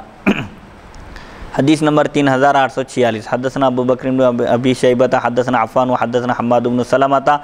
اخبرنی جبر بن حبیب عن ام کلثوم بنت ابی بکر عن عائشہ ان رسول اللہ صلی اللہ علیہ وسلم علمها هذا الدعاء اللهم انی اسألک من الخیر کلہ عاجلہ وآجلہ ما علمت منہ وما لم اعلم واعوذ بک من الشر کلہ عاجلہ وآجلہ ما علمت منہ وما لم اعلم اللهم انی اسألک من خیر ما سألک عبدک ونبیک واعوذ بک من شر ما عاذ به عبدک ونبیک اللهم انی اسألک الجنۃ وما قرب الیہا من قول او عمل واعوذ بک من النار وما قرب الیہا من قول او عمل واسألک ان تجعل کل قضاء قضیتہ لی خیرا۔ عائشہ صدیقہ رضی اللہ عنہا سے روایت ہے کہ رسول اللہ صلی اللہ علیہ وسلم نے انہیں یہ دعا سکھائی۔ آپ نے عائشہ صدیقہ رضی اللہ عنہا کو اس دعا کی تلقین کی، یہ دعا سکھائی۔ وہ دعا کیا ہے؟ اے اللہ میں تجھ سے ہر خیر کا سوال کرتا ہوں۔ یہ صیغہ مذکر اور مؤنث، فیمیل اور میل دونوں کے لیے بھی ہے۔ مرد اگر دعا کرے تو اس کا ترجمہ ہوگا اے اللہ میں تجھ سے ہر قسم کی بھلائی کا سوال کرتا ہوں۔ یہاں پر عائشہ صدیقہ رضی اللہ عنہا کو آپ نے یہ دعا سکھائی تھی، تو ترجمہ اس طرح ہوگا اے اللہ میں تجھ سے ہر قسم کے خیر کا سوال کرتی ہوں، خیر وہ فوراً ہو یا بعد میں ہو، اور جو خیر مجھے معلوم ہے اس کا بھی سوال کرتی ہوں، اور جو خیر مجھے معلوم نہیں ہے، بھلائی کس میں ہے، خیر کس میں ہے، اگر اس کا علم ہے تو وہ بھی مجھے چاہیے، اور اگر مجھے اس کا علم نہیں ہے تو جانتا ہے تو وہ بھی مجھے عطا فرما دے۔ اور میں ہر طرح کے شر سے تیری پناہ چاہتی ہوں، چاہے وہ شر فوراً پہنچنے والا ہو یا بعد میں، چاہے وہ شر مجھے معلوم ہو یا نہ ہو، ہر طرح کے شر سے مجھے اپنی حفاظت میں لے لے۔ اے اللہ میں تجھ سے وہ تمام بھلائیاں طلب کرتی ہوں، مانگتی ہوں جو تجھ سے تیرے بندے اور تیرے نبی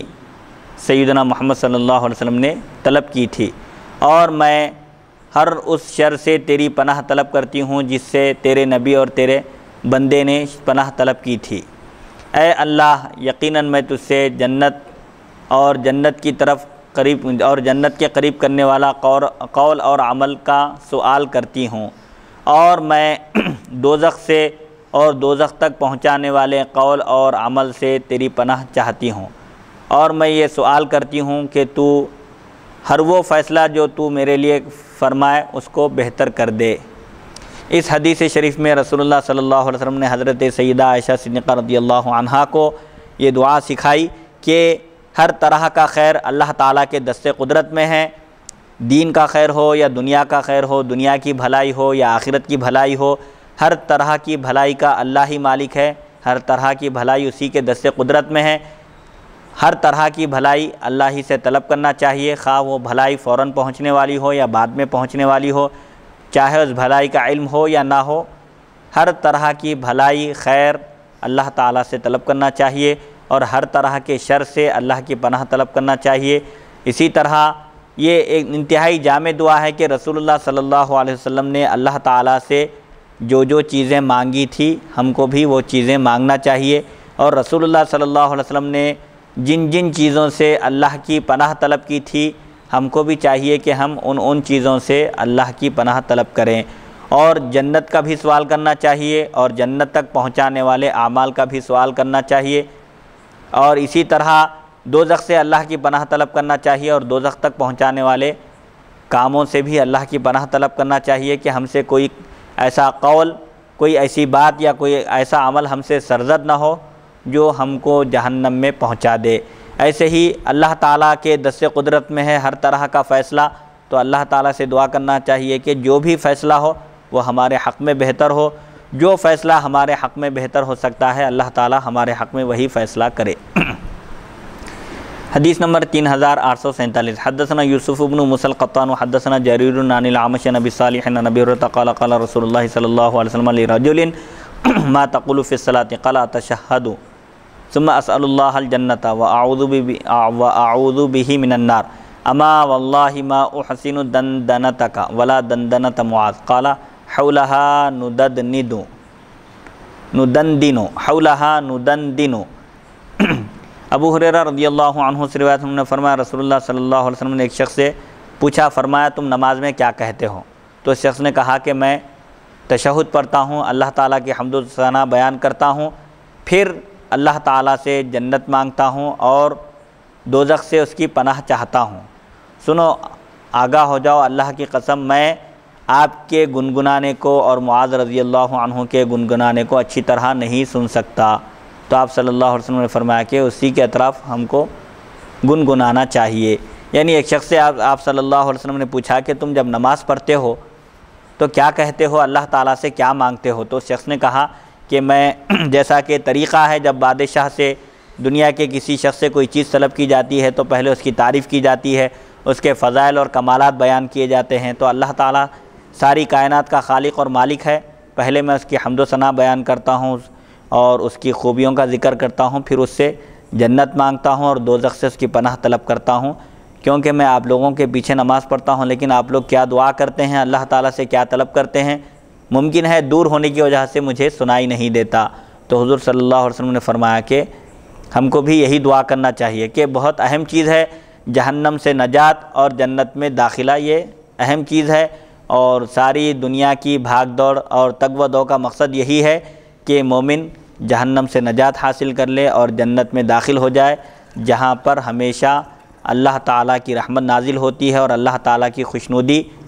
اہل جنت کے لیے یقینی ہے کہ اللہ تعالیٰ جنتیوں سے راضی رہتا ہے۔ حدیث نمبر 3848 باب الدعاء بالعفو والعافیت۔ عفو و عافیت، آزمائش، مصیبت، فتنہ، بیماری، فقر و فاقے سے حفاظت کی دعا کا بیان۔ حدثنا عبد الرحمن بن ابراہیم الدمشقی حدثنا ابن ابی فدیک اخبرنی سلمۃ بن وردان عن انس بن مالک قال اتى النبي صلی اللہ علیہ وسلم رجل فقال یا رسول اللہ ای الدعاء افضل قال سل ربک العفو والعافیۃ فی الدنیا والآخرہ ثم اتاه في اليوم الثاني فقال یا رسول اللہ ای الدعاء افضل قال سل ربک العفو والعافیۃ فی الدنیا والآخرہ ثم اتاه في اليوم الثالث فقال یا نبی اللہ ای الدعاء افضل قال سل ربک العفو والعافیۃ فی الدنیا والآخرہ فَإِذَا أُعْطِيتَ الْعَفْوَ وَالْعَافِيَةَ فِي الدُّنْيَا وَالْآخِرَةِ فَقَدْ أَفْلَحْتَ۔ انس بن مالک رضی اللہ عنہ سے روایت انہوں نے فرمایا نبی کریم صلی اللہ علیہ وسلم کی خدمت اقدس میں ایک شخص حاضر ہوئے اور انہوں نے عرض کیا یا رسول اللہ صلی اللہ علیہ وسلم کون سی دعا افضل ہے، فضیلت والی ہے؟ تو آپ صلی اللہ علیہ وسلم نے فرمایا تم اپنے پروردگار سے عافیت اور عفو درگزر، دنیا اور آخرت میں عفو درگزر کو طلب کرو۔ دنیا اور آخرت میں آزمائش سے، فتنے سے، مصیبت سے، ہر طرح کے شر سے اگر عافیت مل جائے تو یہ سب سے بہترین دعا ہے۔ پھر وہ شخص دوسرے دن حاضر ہوئے اور عرض کیا یا رسول اللہ صلی اللہ علیہ وسلم کون سی دعا زیادہ فضیلت والی ہے؟ تو آپ صلی اللہ علیہ وسلم نے فرمایا تم دنیا اور آخرت میں مصیبت اور آزمائش سے حفاظت اور گناہوں سے عفو درگزر کو مانگو۔ پھر وہ شخص تیسرے دن حاضر ہوئے آپ صلی اللہ علیہ وسلم کے پاس اور عرض کیا یا نبی اللہ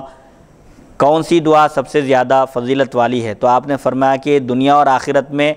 مصیبت، آزمائش، فتنہ اور فقر و فاقے سے حفاظت اور گناہوں سے مغفرت تم اپنے رب سے طلب کرو، یہ سب سے بہترین اور فضیلت والی دعا ہے۔ پس جب تم کو گناہوں سے مغفرت، درگزر اور ہر طرح کی آزمائش سے حفاظت عطا کر دی جائے دنیا اور آخرت میں تو یقیناً تم کامیاب ہو گئے۔ یعنی آزمائش، فتنے، ہر طرح کی آزمائش اور فتنے سے حفاظت اور گناہوں سے مغفرت اگر کسی بندے کو عطا کر دی جائے دنیا میں بھی اور آخرت میں بھی وہ اللہ کی حفاظت اور اس کی ضمانت میں آ جائے تو یقیناً وہی بندہ کامیاب ہے، بامراد ہے، اپنے مقصد کو پانے والا ہے۔ یہ سب سے بہترین دعا ہے کہ دنیا میں بھی اور آخرت میں بھی ہر طرح کی آزمائش اور مصیبت اور تکلیف سے بندہ محفوظ رہے اور اس کے گناہوں پر اللہ تعالی عفو و کرم کا پردہ ڈال دے۔ حدیث نمبر 3839 حدثنا ابو بکر وعلی بن محمد قال حدثنا عبید بن سعید قال سمعت شعبۃ عن یزید بن حمیر قال سمعت سلیم بن عامر يحدث عن اوسط بن اسماعیل البجلی انه سمع ابا بکر حين قبض النبي صلی اللہ علیہ وسلم يقول قام رسول اللہ صلی اللہ علیہ وسلم في مقام هذا عام الاول ثم بكى ابو بکر ثم قال عليكم بالصدق فانه مع البر وهما في الجنة واياكم والكذب فانه مع الفجور وهما في النار وصلى الله المعافاة فإنه لم يؤت أحد بعد اليقين خيرا من المعافاة ولا تحاسدوا ولا تباغضوا ولا تقاطعوا ولا تدابروا وكونوا عباد الله إخوانا۔ یزید بن حمیر سے روایت انہوں نے کہا میں نے سلیم بن عامر کو اوسط بن اسماعیل بجلی سے حدیث بیان کرتے ہوئے سنا کہ انہوں نے ابو بکر صدیق رضی اللہ عنہ کو سنا جس وقت نبی کریم صلی اللہ علیہ وسلم کا وصال با کمال ہوا، یہ فرماتے ہوئے سنا سیدنا ابو بکر صدیق رضی اللہ عنہ کو رسول اللہ صلی اللہ علیہ وسلم میرے اس مقام پر پہلے سال کھڑے ہوئے یعنی میں اس وقت جہاں کھڑا ہوں اسی جگہ رسول اللہ صلی اللہ علیہ وسلم ایک مرتبہ کھڑے ہوئے تھے۔ پھر سیدنا ابو بکر صدیق رضی اللہ عنہ رو دیے، رسول اللہ صلی اللہ علیہ وسلم کا وصال با کمال ہوا، وحی کا سلسلہ منقطع ہو گیا تھا، اسی لیے آپ اپنے آپ پر کنٹرول نہیں کر سکے، عشق رسول صلی اللہ علیہ وسلم میں آپ کی آنکھوں سے آنسو روا ہو گئے۔ پھر آپ نے فرمایا ارشاد رسول سنا رہے ہیں، حضور صلی اللہ علیہ وسلم کے وصال کے بعد بھی آپ حدیث شریف کی نشر و اشاعت کی اہمیت بتا رہے ہیں کہ علیکم بالصدق، تم اپنے اوپر سچ بولنے کو لازم کر لو کیونکہ وہ نیکی کے ساتھ ہے اور سچ بولنا اور نیکی دونوں جنت میں ہیں۔ سچ بولنے والا، نیکی کرنے والا دونوں جنت میں داخل ہوں گے، اور تم جھوٹ بولنے سے بچو کیونکہ وہ فجور کے ساتھ ہے، گناہ کے ساتھ ہے، اور جھوٹ بولنا اور گناہ کرنا یہ دونوں دوزخ میں ہیں، یعنی جھوٹ بولنے والا اور گناہ کرنے والا دونوں دوزخ میں جائیں گے۔ اور تم اللہ تعالیٰ سے عافیت، حفاظت طلب کرو کیونکہ یقین کے بعد عافیت سے بڑھ کر بہتر چیز کسی کو عطا نہیں کی گئی۔ اور تم آپس میں ایک دوسرے پر حسد نہ کرو اور ایک دوسرے سے نفرت نہ کرو اور ایک دوسرے سے قطع تعلق نہ کرو، تعلقات کو نہ توڑو، اور تم ایک دوسرے کو پیٹ نہ دکھاؤ، یعنی ایک دوسرے سے قطع تعلق نہ کر لو۔ اور اے اللہ کے بندو، تم آپس میں بھائی بھائی بن جاؤ، جس طرح ایک بھائی دوسرے بھائی کی مدد کرتا ہے، اس کا سپورٹ کرتا ہے، اس کی رہنمائی کرتا ہے، اس طرح تم آپس میں بھائی بھائی بن کر رہو۔ اس حدیث شریف میں بھی یہ تعلیم دی جا رہی ہے کہ رسول اللہ صلی اللہ علیہ وسلم کے وصال با کمال کے بعد سیدنا ابو بکر صدیق رضی اللہ عنہ، جو ان کے علم میں ایک حدیث شریف تھی، آپ نے بیان کی کہ سچ بولنے کو اپنے اوپر لازم کر لینا چاہیے، کیونکہ سچ بولنا یہ نیکی کا راستہ دکھاتا ہے اور نیکی جنت تک لے جاتی ہے، اور جھوٹ یہ برائی کا راستہ دکھاتا ہے اور برائی دوزخ میں پہنچاتی ہے۔ جیسا کہ حضور صلی اللہ علیہ وسلم کے عہد مبارک میں ایک شخص حاضر ہو کر عرض کیا تھا رسول اللہ صلی اللہ علیہ وسلم سے کہ میرے اندر کئی خرابیاں ہیں، کئی برائیاں ہیں، اور میں بیک وقت ایک ہی وقت میں تمام برائیوں کو نہیں چھوڑ سکتا۔ شراب پینے کی بھی عادت ہے، جوا کھیلنے کی بھی عادت ہے، جھوٹ بولنے کی بھی عادت ہے، اور مختلف برائیوں کا اس شخص نے ذکر کیا تو رسول اللہ صلی اللہ علیہ وسلم نے فرمایا کہ تم صرف ایک برائی کو چھوڑ دو، یعنی جھوٹ کو ترک کر دو، جھوٹ مت بولو۔ چنانچہ وہ شخص یہ عہد کر کے کہ وہ جھوٹ نہیں بولے گا حضور صلی اللہ علیہ وسلم کی بارگاہ سے واپس ہوا۔ جب رات کا وقت آیا شراب پینے کے لیے اس کے قدم شراب خانے کی طرف بڑھے تو اس کے دل میں فوراً خیال آیا کہ میں کل حضور صلی اللہ علیہ وسلم کی بارگاہ میں حاضری دوں گا، اور حضور صلی اللہ علیہ وسلم اگر مجھ سے پوچھیں گے کہ کل رات تم کہاں تھے، تو چونکہ میں تو عہد کر چکا ہوں، وعدہ کر چکا ہوں کہ میں جھوٹ نہیں بولوں گا۔ اب ظاہر بات ہے تمام کے سامنے شرمندگی ہوگی، جھوٹ بولوں گا تو عہد کی خلاف ورزی ہوگی، اور اگر سچ بولوں گا تو سب کے سامنے میری ذلت اور رسوائی ہوگی۔ جب یہ خیال اس شخص کے دل میں آیا تو وہ شراب پینے کے لیے قدم آگے بڑھانے سے رک گیا۔ بہرحال ایک جھوٹ بولنے کی عادت کو ترک کرنے کی وجہ سے وہ تمام برائیوں سے باز آ گیا، رک گیا۔ یہ برکت ہے سچ بولنے کی، اسی لیے سچ بولنے کا اہتمام کرنا چاہیے، اور جو بندہ جھوٹ بولتا ہے اس سے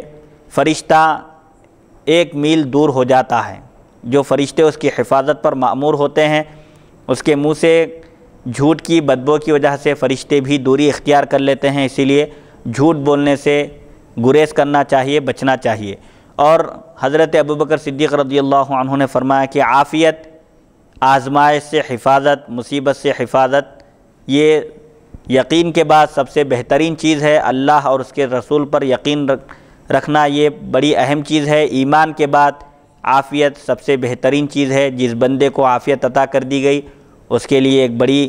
سعادت کی چیز ہے۔ اور آپ نے آپس میں ایک دوسرے پر حسد کرنے سے، جلن سے، نفرت سے اور قطع تعلق کرنے سے بھی منع فرمایا۔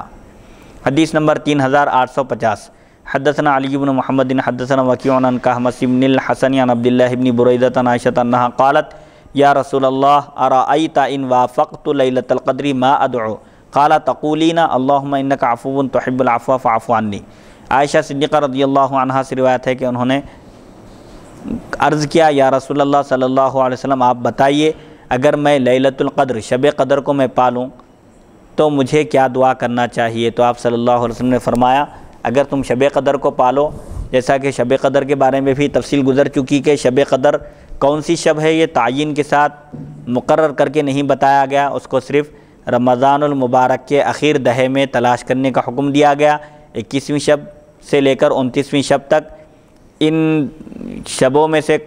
کوئی ایک شب بھی شب قدر ہو سکتی ہے۔ تو حضرت عائشہ صدیقہ رضی اللہ عنہا نے عرض کیا کہ اگر مجھے شب قدر مل جائے تو مجھے اس میں کیا دعا کرنا چاہیے؟ تو آپ نے فرمایا کہ تم یہ تو کہو، یہ دعا کرو، اے اللہ یقیناً تو عفو درگزر کرنے والا ہے، خطاؤں کو معاف کرنے والا ہے، اور تو معاف کرنے کو پسند فرماتا ہے، لہٰذا تو میری خطاؤں کو معاف فرما۔ حدیث نمبر 3851۔ حدثنا علی بن محمد حدثنا وکیع عن ہشام صاحب الدستوائی عن قتادہ عن العلاء بن زیاد العدوی عن ابی ہریرہ قال قال رسول اللہ صلی اللہ علیہ وسلم ما من دعوت يدعو بها العبد افضل من اللہم انی اسألک المعافاة فی الدنیا والآخرہ۔ ابو ہریرہ رضی اللہ عنہ سے روایت انہوں نے فرمایا رسول اللہ صلی اللہ علیہ وسلم نے ارشاد فرمایا بندہ جو دعا کرتا ہے اس میں سب سے بہترین دعا یہ ہے اے اللہ میں دنیا اور آخرت میں تجھ سے معافات، عافیت، حفاظت کا سوال کرتا ہوں، حفاظت مانگتا ہوں، فتنے سے، آزمائش سے، ہر طرح کی مصیبت اور گناہ سے مجھے حفاظت عطا فرما۔ یہ سب سے بہترین دعا ہے، اس سے افضل کوئی اور دعا نہیں ہے۔ حدیث نمبر 3852۔ باب اذا دعا احدکم فلیبدأ بنفسہ۔ کوئی اگر دعا کرے تو اس کو پہلے اپنے نفس سے شروع کرنا چاہیے، یعنی پہلے اپنے گناہوں کی مغفرت طلب کرنا چاہیے اللہ تعالیٰ سے، پھر اس کے بعد دوسروں کے گناہوں کی مغفرت طلب کرنا چاہیے۔ حدثنا الحسن بن علی الخلال حدثنا زید بن الحباب حدثنا سفیان عن ابی اسحاق عن سعید بن جبیر عن ابن عباس قال قال رسول اللہ صلی اللہ علیہ وسلم یرحمنا اللہ واخا عاد۔ ابن عباس رضی اللہ عنہما سے روایت انہوں نے فرمایا رسول اللہ صلی اللہ علیہ وسلم نے فرمایا، یعنی آپ یہ دعا کیے کہ اے اللہ تعالی ہم پر رحم فرمائے اور عاد کے بھائی قوم عاد کی طرف، وَإِلَىٰ عَادٍ أَخَاهُمْ هُودًا، ہود علیہ السلام کو قوم عاد کی طرف بھیجا گیا تھا، تو حضور صلی اللہ علیہ وسلم نے اللہ تعالیٰ سے دعا کی کہ اللہ تعالیٰ ہم پر رحم فرمائے۔ پہلے آپ نے اپنا ذکر کیا، پھر بعد میں حضرت ہود علیہ السلام کا ذکر کیا۔ یعنی اس میں بتلانا مقصد یہ ہے کہ جب دعا کرو تو پہلے اپنے گناہوں کی مغفرت طلب کرو، پھر دوسروں کے گناہوں کی مغفرت طلب کرو۔ اسی طرح اللہ سے رحمت کی بھی درخواست کرو تو پہلے اپنے لیے مانگو، پھر بعد میں دوسروں کے لیے طلب کرو۔ حدیث نمبر 3853، باب یستجاب لأحدکم ما لم یعجل۔ دعا کرنے کے بعد دعا میں عجلت نہیں کرنا چاہیے، جلدی نہیں کرنا چاہیے، میں نے دعا کی اور دعا قبول ہی نہیں ہوئی، ایسا نہیں کہنا چاہیے، بلکہ مسلسل گریہ وزاری کے ساتھ اللہ کی بارگاہ میں رجوع رہنا چاہیے۔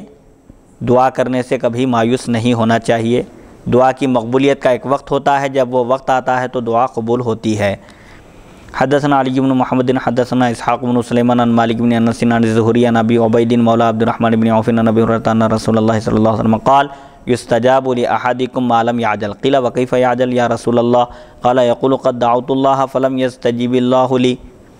ابو ہریرہ رضی اللہ عنہ سے روایت انہوں نے کہ رسول اللہ صلی اللہ علیہ وسلم نے ارشاد فرمایا، تمہاری دعا قبول کی جاتی ہے جب تک کہ وہ تم میں سے کوئی جلد بازی نہ کرے۔ عرض کیا گیا وہ کیسے جلد بازی کرتا ہے یا رسول اللہ صلی اللہ علیہ وسلم؟ تو آپ نے فرمایا کہتا ہے میں نے اللہ سے دعا کی اور اللہ نے میری دعا قبول ہی نہیں کی۔ یعنی دعا کرنے کے بعد جلد بازی نہیں کرنا چاہیے اور دعا کی قبولیت کے لیے جلدی نہیں مچانا چاہیے۔ اللہ تعالیٰ کے پاس دعا کی مقبولیت کا ایک وقت ہے، جب وہ وقت آتا ہے تو بندے کی دعا قبول کی جاتی ہے۔ کبھی بندے کا گڑ گڑانا اللہ کو پسند ہوتا ہے، اسی لیے وہ دعا کی قبولیت میں تاخیر کرتا ہے، اور کبھی بندے کے لیے دنیا میں وہ چیزیں عطا کیا جانا بہتر نہیں ہوتا ہے، جس کی وجہ سے بندہ ممکن ہے کہ سرکشی کا شکار ہو جائے۔ اسی لیے اللہ تعالیٰ ان چیزوں کو اٹھا کر رکھتا ہے، اس کی دعاؤں کو، اور قیامت کے دن اس کے بدلے جنت میں بڑے بڑے محلات عطا فرماتا ہے۔ لہٰذا دعا کرنے کے بعد یہ نہیں کہنا چاہیے کہ میں تو اللہ سے دعا کر رہا ہوں اور میری دعا قبول ہی نہیں ہو رہی ہے، بلکہ مسلسل دعا کرتے رہنا چاہیے مقصد حاصل ہونے تک۔ حدیث نمبر 3854، باب لا یقول الرجل اللہم اغفر لی ان شئت۔ دعا کرے تو بندے کو یہ نہیں کہنا چاہیے کہ اے اللہ تو اگر چاہے تو مجھے بخش دے۔ اللہ کی مشیت پر موقوف نہیں کرنا چاہیے، بلکہ جب بھی دعا کریں تو یقین کے ساتھ دعا کرنا چاہیے کہ اللہ تعالیٰ ہی گناہوں کو بخشنے والا ہے۔ حدثنا ابو بکر حدثنا عبداللہ بن ادریس عن ابن عجلان عن ابی الزناد عن الاعرج عن ابی ہریرہ قال قال رسول اللہ صلی اللہ علیہ وسلم لا یقولن احدکم اللہم اغفر لی ان شئت ولیعزم فی المسألۃ فإن اللہ لا مکرہ لہ۔ ابو ہریرہ رضی اللہ عنہ سے روایت انہوں نے فرمایا رسول اللہ صلی اللہ علیہ وسلم نے ارشاد فرمایا تم میں سے کوئی ہرگز یہ نہ کہے کہ اے اللہ اگر تو چاہے تو معاف کر دے، اور اس کو مانگنے میں یقین کے ساتھ مانگنا چاہیے۔ اللہ سے دعا کرے تو یقین کے ساتھ دعا کرے، کیونکہ اللہ کو کوئی مجبور کرنے والا نہیں ہے۔ اللہ تعالیٰ قادر مطلق ہے، وہ مالک اور مختار ہے، جس کی چاہے دعا قبول کرے، جس کی چاہے رد کر دے۔ اس سلسلے میں اس کو کوئی زبردستی نہیں کر سکتا، مجبور نہیں کر سکتا۔ اللہ تعالیٰ سے جب بھی مانگو تو یقین کے ساتھ مانگو۔ حدیث نمبر 3855، باب اسم اللہ الاعظم۔ اللہ کا اسم اعظم کیا ہے جس کے ذریعے جب بندہ دعا کرتا ہے تو اس کی دعا قبول ہوتی ہے؟ حدثنا ابو بکر حدثنا عیسی بن یونس عن عبداللہ بن ابی زیاد عن شہر بن حوشب عن اسماء بنت یزید قالت قال رسول اللہ صلی اللہ علیہ وسلم اسم اللہ الاعظم فی ہاتین الآیتین وإلہکم الہ واحد لا الہ الا هو الرحمن الرحیم وفاتحۃ سورۃ آل عمران۔ اسماء بنت یزید سے روایت انہوں نے فرمایا رسول اللہ صلی اللہ علیہ وسلم نے ارشاد فرمایا اللہ کا اسم اعظم ان دونوں آیتوں میں ہے۔ سورہ بقرہ کی آیت ہے وَإِلَٰهُكُمْ إِلَٰهٌ وَاحِدٌ لَا إِلَٰهَ إِلَّا هُوَ الرَّحْمَٰنُ الرَّحِيمُ، اور تمہارا معبود ایک ہی معبود ہے، معبود برحق جو عبادت کے لائق ہے وہ ایک ہی ہے، اللہ کے سوا کوئی عبادت کے لائق نہیں، وہی بڑا مہربان اور رحم کرنے والا ہے۔ اس آیت میں اسم اعظم ہے، جب بندہ دعا میں اس آیت کو پڑھتا ہے، اس کے ذریعے دعا کرتا ہے تو اس کی دعا قبول ہوتی ہے۔ اور سورہ آل عمران کی شروع کی آیتیں اسم اعظم ہیں،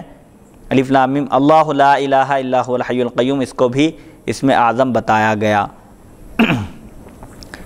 اسم اعظم کی برکت یہ ہوتی ہے کہ جب اسم اعظم کے ذریعے بندہ دعا کرتا ہے تو اللہ تعالیٰ اس کی دعا کو قبول فرماتا ہے۔ حدیث نمبر 3856، حدثنا عبد الرحمن بن ابراہیم الدمشقی حدثنا عمرو بن ابی سلمۃ عن عبد اللہ بن العلاء عن القاسم قال اسم اللہ الاعظم الذي اذا دعی به اجاب فی السور الثلاث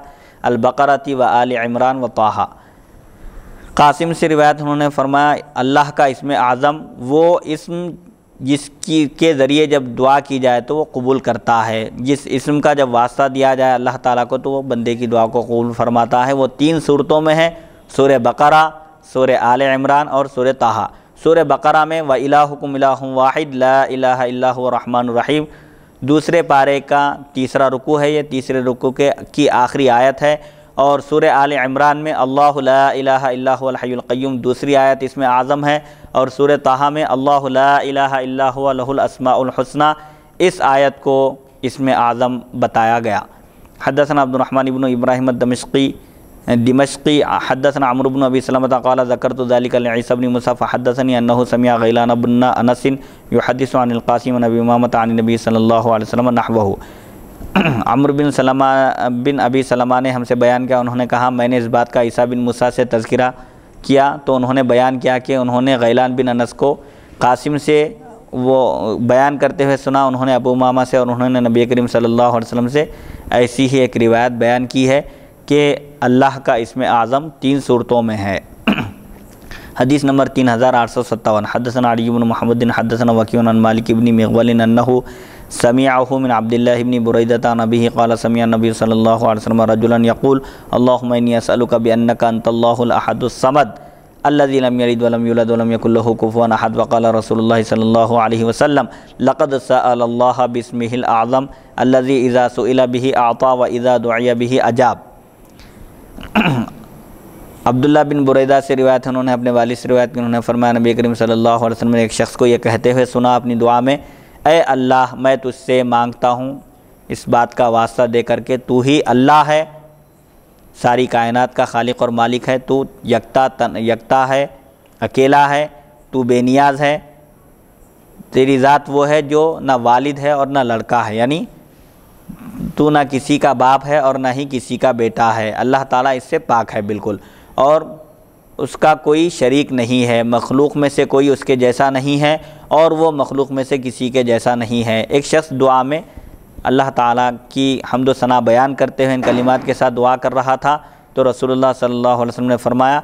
البتہ تحقیق کے اس شخص نے اللہ تعالیٰ سے اس کے اسم اعظم کے ساتھ سوال کیا ہے، یعنی یہ شخص جو دعا کر رہا ہے اسم اعظم کا واسطہ دے کر دعا کر رہا ہے، وہ اسم اعظم جس کے ذریعے جب مانگا جاتا ہے تو اللہ تعالیٰ عطا کرتا ہے اور اس کے ذریعے جب دعا کی جاتی ہے تو وہ قبول کرتا ہے۔ سورہ اخلاص کو بھی بعض لوگوں نے اسم اعظم کہا جس میں اللہ کی احدیت، صمدیت اور یکتائیت کا ذکر ہے کہ وہ یکتا ہے، بے نیاز ہے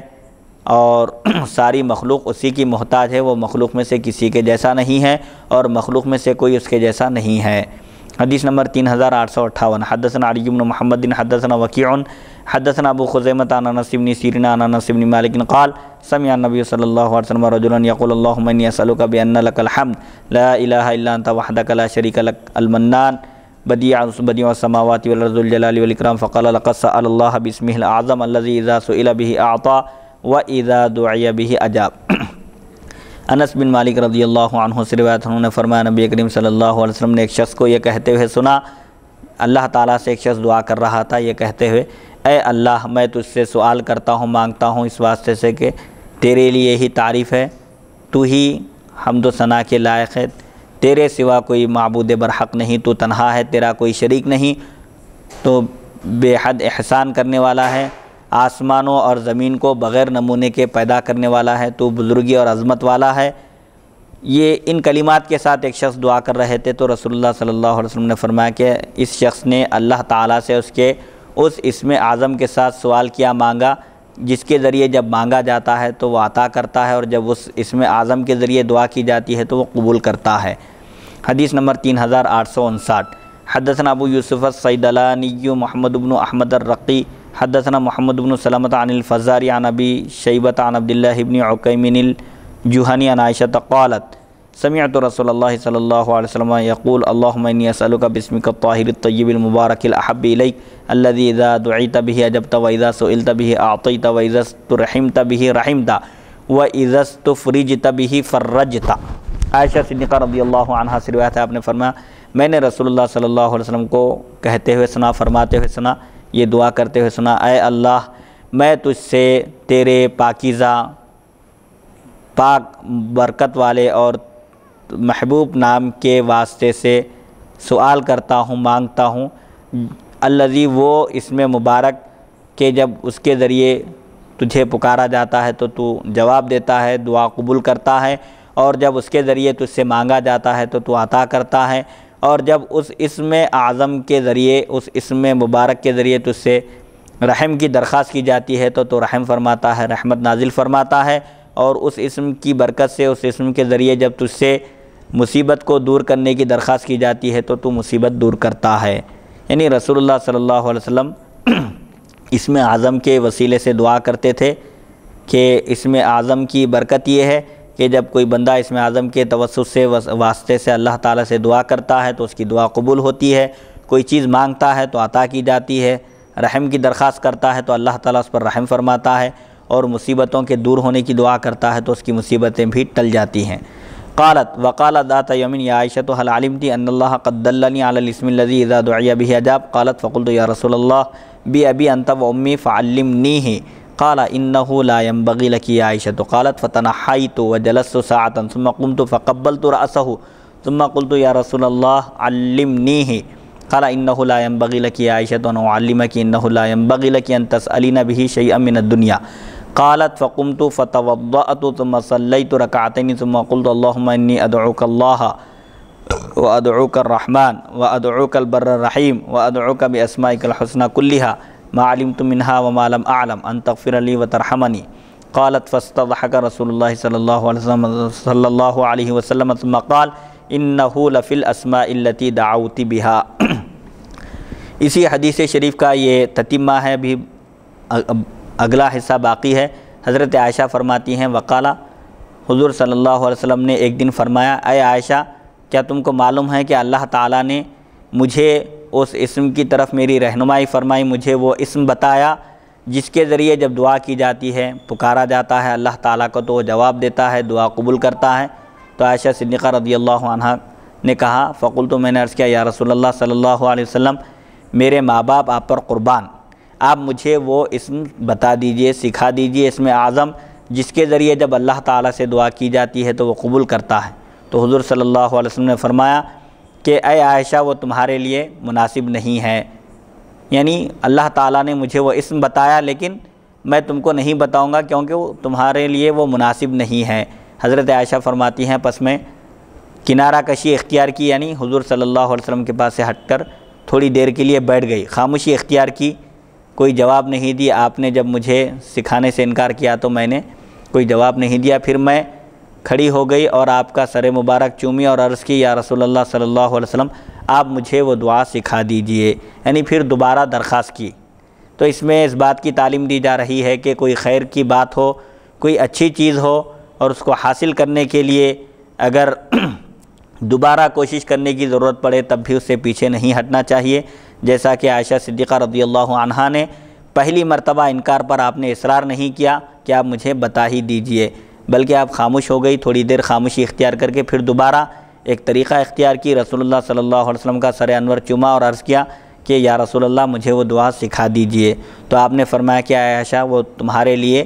مناسب نہیں ہے کہ میں تم کو وہ دعا سکھا دوں، اور اسم اعظم کے بارے میں یہ بھی یاد رکھو کہ اس کے ذریعے دنیا کی کوئی چیز مانگنا بھی مناسب نہیں ہے۔ اسم اعظم ہے، اس کی برکت سے اللہ تعالیٰ دعا قبول فرماتا ہے، جو چیز مانگی جاتی ہے وہ عطا کرتا ہے، تو یہ حقیر اور مردار دنیا اس سے طلب کرنا بہتر بھی نہیں ہے۔ قالت، عائشہ صدیقہ رضی اللہ عنہا نے کہا پس میں کھڑی ہو گئی اور وضو کی، یعنی دوسری مرتبہ پوچھنے پر بھی رسول اللہ صلی اللہ علیہ وسلم نے اسم اعظم کی آپ کو تعلیم نہیں دی، آپ کو نہیں سکھایا، تو آپ کھڑی ہو گئی اور وضو کی، پھر 2 رکعت نماز ادا کی۔ پھر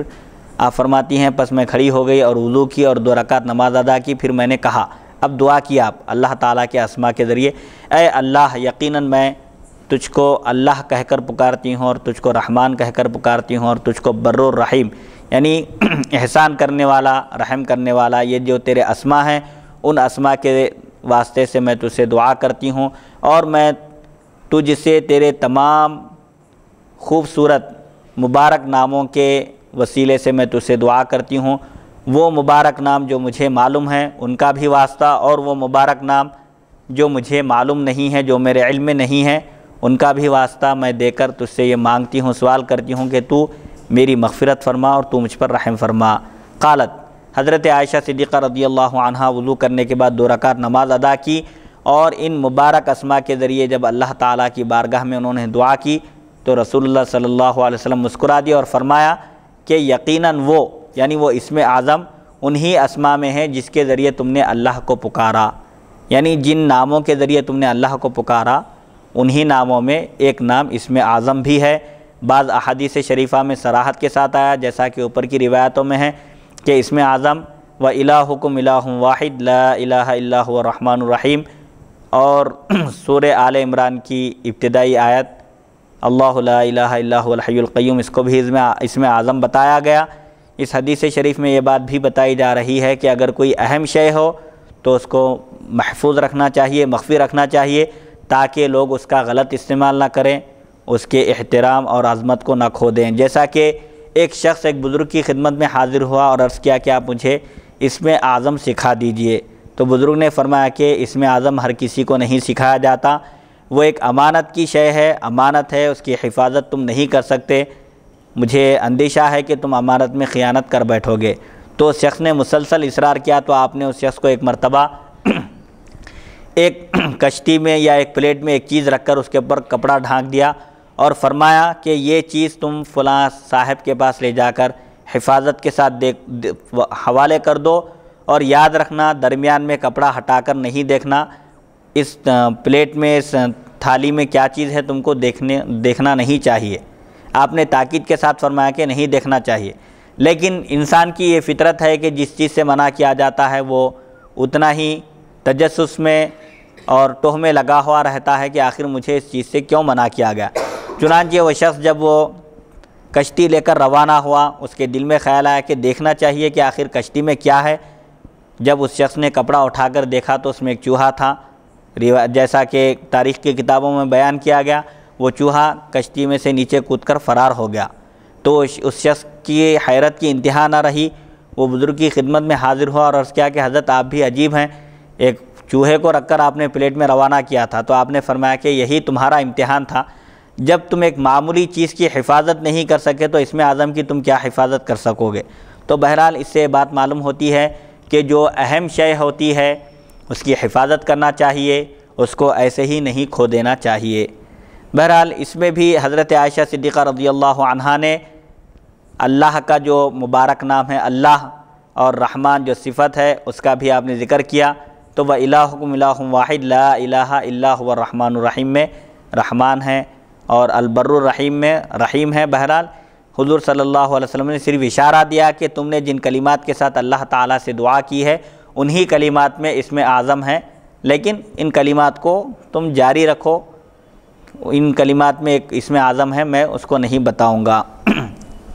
حدیث نمبر 3860، باب اسماء اللہ عز وجل، اللہ بزرگ و برتر کے ناموں کا بیان۔ اللہ تعالیٰ کے انگنت بے شمار نام ہیں جن کو وہی جانتا ہے، البتہ احادیث شریفہ میں جو نام آئے ہیں ان کی تعداد 99 بتلائی گئی ہے، اور اللہ کے نام یہ بعض فقہا اور محدثین فرماتے ہیں توقیفی ہیں، یعنی احادیث شریفہ میں اللہ تعالیٰ کو جن ناموں کے ساتھ یاد کیا گیا، بیان کیا گیا، وہی ناموں کے ساتھ عبدیت کے ساتھ نام رکھنا چاہیے۔ سلیم اللہ کے ناموں میں نہیں ہے، بعض لوگ عبد السلیم رکھتے ہیں، یہ درست نہیں ہے۔ حدیث شریف میں جن 99 صفات کا ذکر ہے، اللہ تعالیٰ کے نام تو اس کا ایک ہی ہے لیکن اس کے صفات بے شمار ہیں، البتہ احادیث شریفہ میں 99 صفات کا ذکر آیا ہے۔ عبدیت کے ساتھ اللہ کو نام بہت پسند ہے کہ بندہ اللہ تعالیٰ کی کسی ایک صفت کی طرف عبدیت کی نسبت کر کے نام رکھے، جیسے عبداللہ، عبد الرحمن، عبد الرحیم، عبد الکریم وغیرہ۔ البتہ جو نام حدیث شریف میں نہیں آئے ہیں ان کی طرف عبدیت کی نسبت کر کے نام رکھنا درست نہیں ہے، جیسے بعض لوگ عبد النعیم، عبد السلیم ایسے نام رکھا کرتے ہیں، جبکہ اللہ کے ناموں میں سلیم نعیم اس طرح کے نام نہیں آئے ہیں۔ اللہ کے نام توقیفی ہیں۔ توقیفی ہونے کا مطلب یہ ہے کہ حدیث شریف میں جن ناموں کا ذکر ہے وہی نام ہیں، اور اپنی طرف سے کسی بھی اسم کے ساتھ عبد کا لفظ لگا کر نام نہیں رکھنا چاہیے۔ اور اللہ تعالیٰ کے یہ جو 99 صفات ہیں، اسماء ہیں، ان کی برکت یہ ہے کہ جو کوئی ان کو یاد کرے گا وہ جنت میں داخل ہو جائے گا۔ اب یاد کرنے سے کیا مراد ہے؟ اگر کوئی صرف زبانی یاد کر لے تو اس کے لیے بھی یہ خوشخبری ہے، اور بعض محدثین نے بیان کیا کہ یاد کرنے سے مراد یہ ہے کہ اللہ تعالیٰ کے ان صفات کا بندہ مظہر بن جائے۔ اللہ تعالیٰ رحمان ہے، رحیم ہے، بندہ بھی اپنے دوستوں کے ساتھ، بھائیوں کے ساتھ، مسلمانوں کے ساتھ ہمدردی کا معاملہ کرے۔ اللہ تعالیٰ عطا کرنے والا ہے، نوازنے والا ہے۔ اللہ تعالیٰ نے کسی کو استطاعت دی ہے تو وہ دوسروں کی مدد کرے۔ بہرحال جو اللہ تعالیٰ کی ان صفات کا مظہر بنے گا اس کے لیے جنت میں داخل ہونے کی خوشخبری ہے۔ حدثنا ابو بکر بن ابی شیبہ حدثنا عبدۃ بن سلیمان عن محمد بن عمرو عن ابی سلمۃ عن ابی ہریرہ قال قال رسول اللہ صلی اللہ علیہ وسلم ان للہ 99 اسما 100 الا واحدا من احصاها دخل الجنہ۔ ابو ہریرہ رضی اللہ عنہ سے روایت انہوں نے فرمایا رسول اللہ صلی اللہ علیہ وسلم نے ارشاد فرمایا یقیناً اللہ کے 99 نام ہیں، 100 نام ہیں سوائے ایک کے، یعنی ایک نام ہے اور 99 صفات ہیں۔ جو کوئی ان کو یاد کر لے گا، شمار کرے گا، وہ تو جنت میں داخل ہوگا۔ جو ان 99 اسماء کو یاد کرے گا وہ بھی جنت میں داخل ہوگا، یا جو ان 99 صفات کا مظہر بنے گا، ان صفات کو اختیار کرے گا، اللہ کے اخلاق کو اختیار کرے گا تو وہ جنت میں داخل ہو جائے گا۔ حدیث نمبر 3861 حدثنا ہشام بن عمار حدثنا عبد الملک بن محمد الصنعانی حدثنا ابو المنذر زہیر بن محمد التمیمی حدثنا موسیٰ بن عقبہ حدثني عبد الرحمن الاعرج عن ابی ہریرہ ان رسول اللہ صلی اللہ علیہ وسلم قال ان للہ 99 اسما 100 الا واحدا انہ وتر يحب الوتر من حفظها دخل الجنہ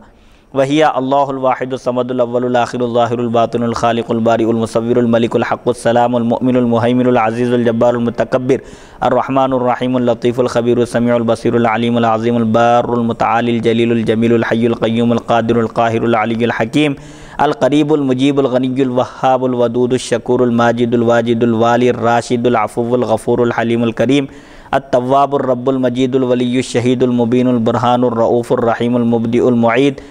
الباعث الوارث القوي الشديد الضار النافع الباقي الواقي الخافض الرافع القابض الباسط المعز المذل المقسط الرزاق ذو القوة المتين القائم الدائم الحافظ الوكيل الفاطر السامع المعطي المحيي المميت المانع الجامع الهادي الكافي الأبد العالم الصادق النور المنير التام القديم الوتر الأحد الصمد الذي لم يلد ولم يولد ولم يكن له كفوا أحد قال زہیر فبلغنا من غیر واحد من اہل العلم ان اولها يفتح بقول لا الہ الا اللہ وحدہ لا شریک لہ لہ الملک ولہ الحمد بیدہ الخیر وهو على كل شيء قدیر لا الہ الا اللہ لہ الاسماء الحسنى۔ ابو ہریرہ رضی اللہ عنہ سے روایت ہے کہ رسول اللہ صلی اللہ علیہ وسلم نے ارشاد فرمایا یقیناً اللہ تعالیٰ کے 100 میں ایک چھوڑ کر 99 نام ہیں۔ یقیناً وہ وطر ہے، یعنی طاق ہے، وطر کو پسند فرماتا ہے، طاق کو پسند فرماتا ہے۔ 99 یہ طاق عدد ہے اور 100 یہ جفت عدد ہوتا ہے۔ تو اللہ تعالیٰ وطر ہے، طاق ہے، تنہا ہے، یکتا ہے، وہ یکتائیت کو پسند فرماتا ہے۔ جو کوئی ان کو یعنی 99 اسماء کو یاد کرے گا وہ جنت میں داخل ہوگا۔ وہ 99 نام کیا ہیں؟ اللہ، یعنی اللہ تعالیٰ کا یہ علم ہے، نام ہے۔ الواحد یکتا ہے، الصمد بے نیاز، الاول سب سے پہلے یعنی اس سے پہلے کوئی چیز نہیں تھی، وہی اول ہے، وہی آخر ہے، یعنی جب ساری کائنات ختم ہو جائے گی، فنا ہو جائے گی، ہر چیز ہلاک ہو جائے گی، صرف اسی کی ذات باقی رہے گی۔ کل شیء ہالک الا وجہہ، ہر شے ہلاک ہو جائے گی سوائے اللہ کی ذات کے۔ اللہ ظاہر ہے، یعنی اس کے صفات ظاہر ہیں، اس کی ذات پوشیدہ ہے۔ ظاہر کے ایک معنی غالب کے بھی آتے ہیں، اللہ غالب ہے، باطن ہے، پوشیدہ ہے، یعنی اس کی ذات بندوں کی نگاہوں سے پوشیدہ ہے، چھپی ہوئی ہے، اس کے صفات ظاہر ہیں۔ آسمان، زمین، یہ کائنات اسی کے قدرت کاملہ کا مظہر ہے۔ خالق ہے، پیدا کرنے والا ہے، باری کے معنی بھی پیدا کرنے والے کے ہیں۔ مصور، تصویر کچھ بنانے والا ہے، یعنی ماں کے پیٹ میں نطفے کے ذریعے جو حمل قرار پاتا ہے اس کی جو منظر کشی اور تصویر جو کی جاتی ہے وہی اللہ ہی ہے، وہ تصویر کشی کرنے والا۔ الملک بادشاہ ہے، حق ہے، سلام سلامتی والا ہے، یعنی سلامتی عطا کرنے والا ہے۔ مؤمن مؤمن کے معنی یہاں پر سلامتی عطا کرنے والے کے ہیں، مہیمن حفاظت کرنے والا، العزیز غالب جبار زبردست قدرت والا، المتکبر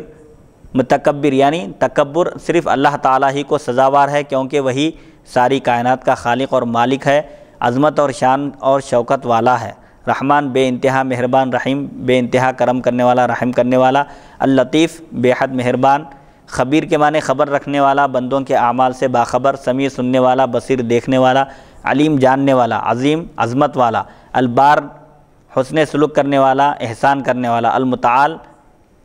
برتری والا، الجلیل بزرگی والا، الجمیل خوبصورت، الحی زندہ، القیوم ساری کائنات کو چلانے والا، القادر قدرت والا، القاہر غالب، العلی بزرگی والا برتری والا، الحکیم حکمت والا، القریب بندوں سے قریب ہے، المجیب دعا قبول کرنے والا، الغنی مالدار یعنی غنا والا، الوہاب خوب عطا کرنے والا، الودود خوب محبت کرنے والا، الشکور بندے کے شکر کا بدلہ دینے والا، الماجد بزرگی والا، الواجد پانے والا، کوئی اس کی سلطنت سے فرار نہیں ہو سکتا، سب اس کی بارگاہ میں حاضر ہونے والے ہیں، کوئی بھی اس کی سلطنت اور مملکت سے باہر نہیں نکل سکتا، راہ فرار اختیار نہیں کر سکتا، الوالی محبت کرنے والا، الراشد سیدھا راستہ دکھانے والا، درگزر کرنے والا، خوب گناہوں کی مغفرت کرنے والا، حلم اور بردباری سے کام لینے والا، اور کریم کے معنی سخی نوازنے والا، تواب خوب توبہ قبول کرنے والا، رب پالنہار یعنی ساری کائنات کو پالنے والا، المجید بزرگی والا، الولی دوست محبت کرنے والا، شہید حاضر، المبین یعنی واضح کرنے والا، البرہان دلیل، الرؤوف خوب رحم کرنے والا مہربانی کرنے والا، الرحیم خوب رحمت نازل فرمانے والا، المبدی پیدا کرنے والا، المعید مرنے کے بعد دوبارہ اٹھانے والا، الباعث اس کے معنی بھی یہی ہے کہ مخلوق کو جب فنا کر دے گا تو وہی پھر اس کو دوبارہ زندہ فرمائے گا، الوارث ساری مخلوق جب فنا ہو جائے گی تو وہی پوری کائنات کا وارث خالق اور مالک رہے گا، القوی طاقتور، الشدید مضبوط، الضار نقصان پہنچانے والا بھی اللہ ہی ہے، نفع پہنچانے والا بھی اللہ ہی ہے، لیکن نقصان اور شر کی نسبت اللہ کی طرف کرنا یہ بے ادبی ہے، نفع اور خیر کی نسبت اللہ کی طرف کرنا چاہیے، شر کی نسبت اپنے نفس اور شیطان کی طرف کرنا چاہیے، الباقی باقی رہنے والا جب ساری کائنات ختم ہو جائے گی وہی باقی رہے گا، الواقی مصیبتوں سے بچانے والا، الخافض کسی کو کم درجہ بنانے والا، الرافع کسی کو بلندی عطا کرنے والا، یعنی کسی کو کمتر بنانے والا بھی اللہ ہی ہے، کسی کو بلند مرتبہ عطا کرنے والا بھی وہی ہے، القابض کسی کے روزی کو روکنے والا اور کسی کی روزی کو کشادہ کرنے والا، کسی کی روزی تنگ ہو جائے تو اس کا بھی فاعل اللہ ہی ہے اور کسی کو وسعت کے ساتھ روزی عطا کرنے والا بھی اللہ ہی ہے، عزت دینے والا ذلت دینے والا، انصاف کرنے والا روزی عطا کرنے والا، طاقتور مضبوط ہمیشہ رہنے والا، قائم رہنے والا، حفاظت کرنے والا اور وکالت کرنے والا یعنی بندوں کے مسائل کو اور ان کی حاجتوں کی تکمیل کرنے والا، الفاتر بغیر نمونے کے بغیر کسی مثال سابق کے پیدا کرنے والا، بندوں کی دعاؤں کو سننے والا، عطا کرنے والا، زندہ کرنے والا، موت دینے والا، روکنے والا اور جمع کرنے والا، ساری مخلوق کو پوری کائنات کو میدان حشر میں جمع کرنے والا بھی اللہ ہی ہے، مختلف طبقات مختلف قبائل مختلف شہروں کے ہوں گے لیکن سب کو ایک میدان میں جمع کرے گا، ہدایت دینے والا اور بندوں کی ضروریات کی تکمیل کے لیے کافی ہونے والا، ہمیشہ رہنے والا، جاننے والا اور صادق یعنی سچ بولنے والا اور نور اور روشن کرنے والا، خود بھی روشن اور روشن کرنے والا اور مکمل اور قدیم یعنی اللہ کی ذات قدیم ہے، اس کے صفات بھی قدیم ہیں اور وہ یکتا ہے، وطر ہے، تنہا ہے اور بے نیاز ہے، جو نہ کسی کا باپ ہے اور نہ ہی کسی کا بیٹا اور اس کا کوئی ہمسر نہیں ہے۔ زہیر نے کہا کئی اہل علم سے ہم کو یہ خبر ملی ہے کہ اسماء الحسنی کا آغاز اس قول سے کرنا چاہیے، لا الہ الا اللہ وحدہ لا شریک لہ لہ الملک و لہ الحمد بیدہ الخیر وہو علی کل شیء قدیر، لا الہ الا اللہ لہ الاسماء الحسنی۔ اللہ کے سوا کوئی عبادت کے لائق نہیں، وہ تنہا ہے، اس کا کوئی شریک نہیں، اسی کے لیے بادشاہت ہے اور اسی کے لیے تعریف ہے، اسی کے دست قدرت میں خیر ہے، بھلائی ہے اور وہ ہر چیز پر قدرت رکھنے والا ہے، اللہ کے سوا کوئی عبادت کے لائق نہیں، اسی کے بہترین نام ہیں۔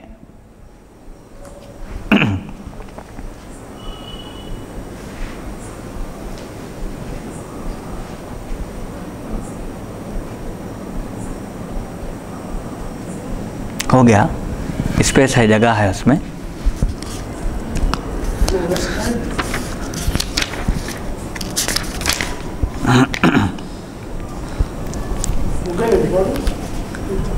ابھی ہے باقی نہیں, اس میں کبھی اسپیس نہیں رہتا, جگہ نہیں رہتی, بیٹری لو ہے. ہاں ایسا, ہاں. کیا ہے ابا جان, نہیں آئے ابھی تک آپ کے؟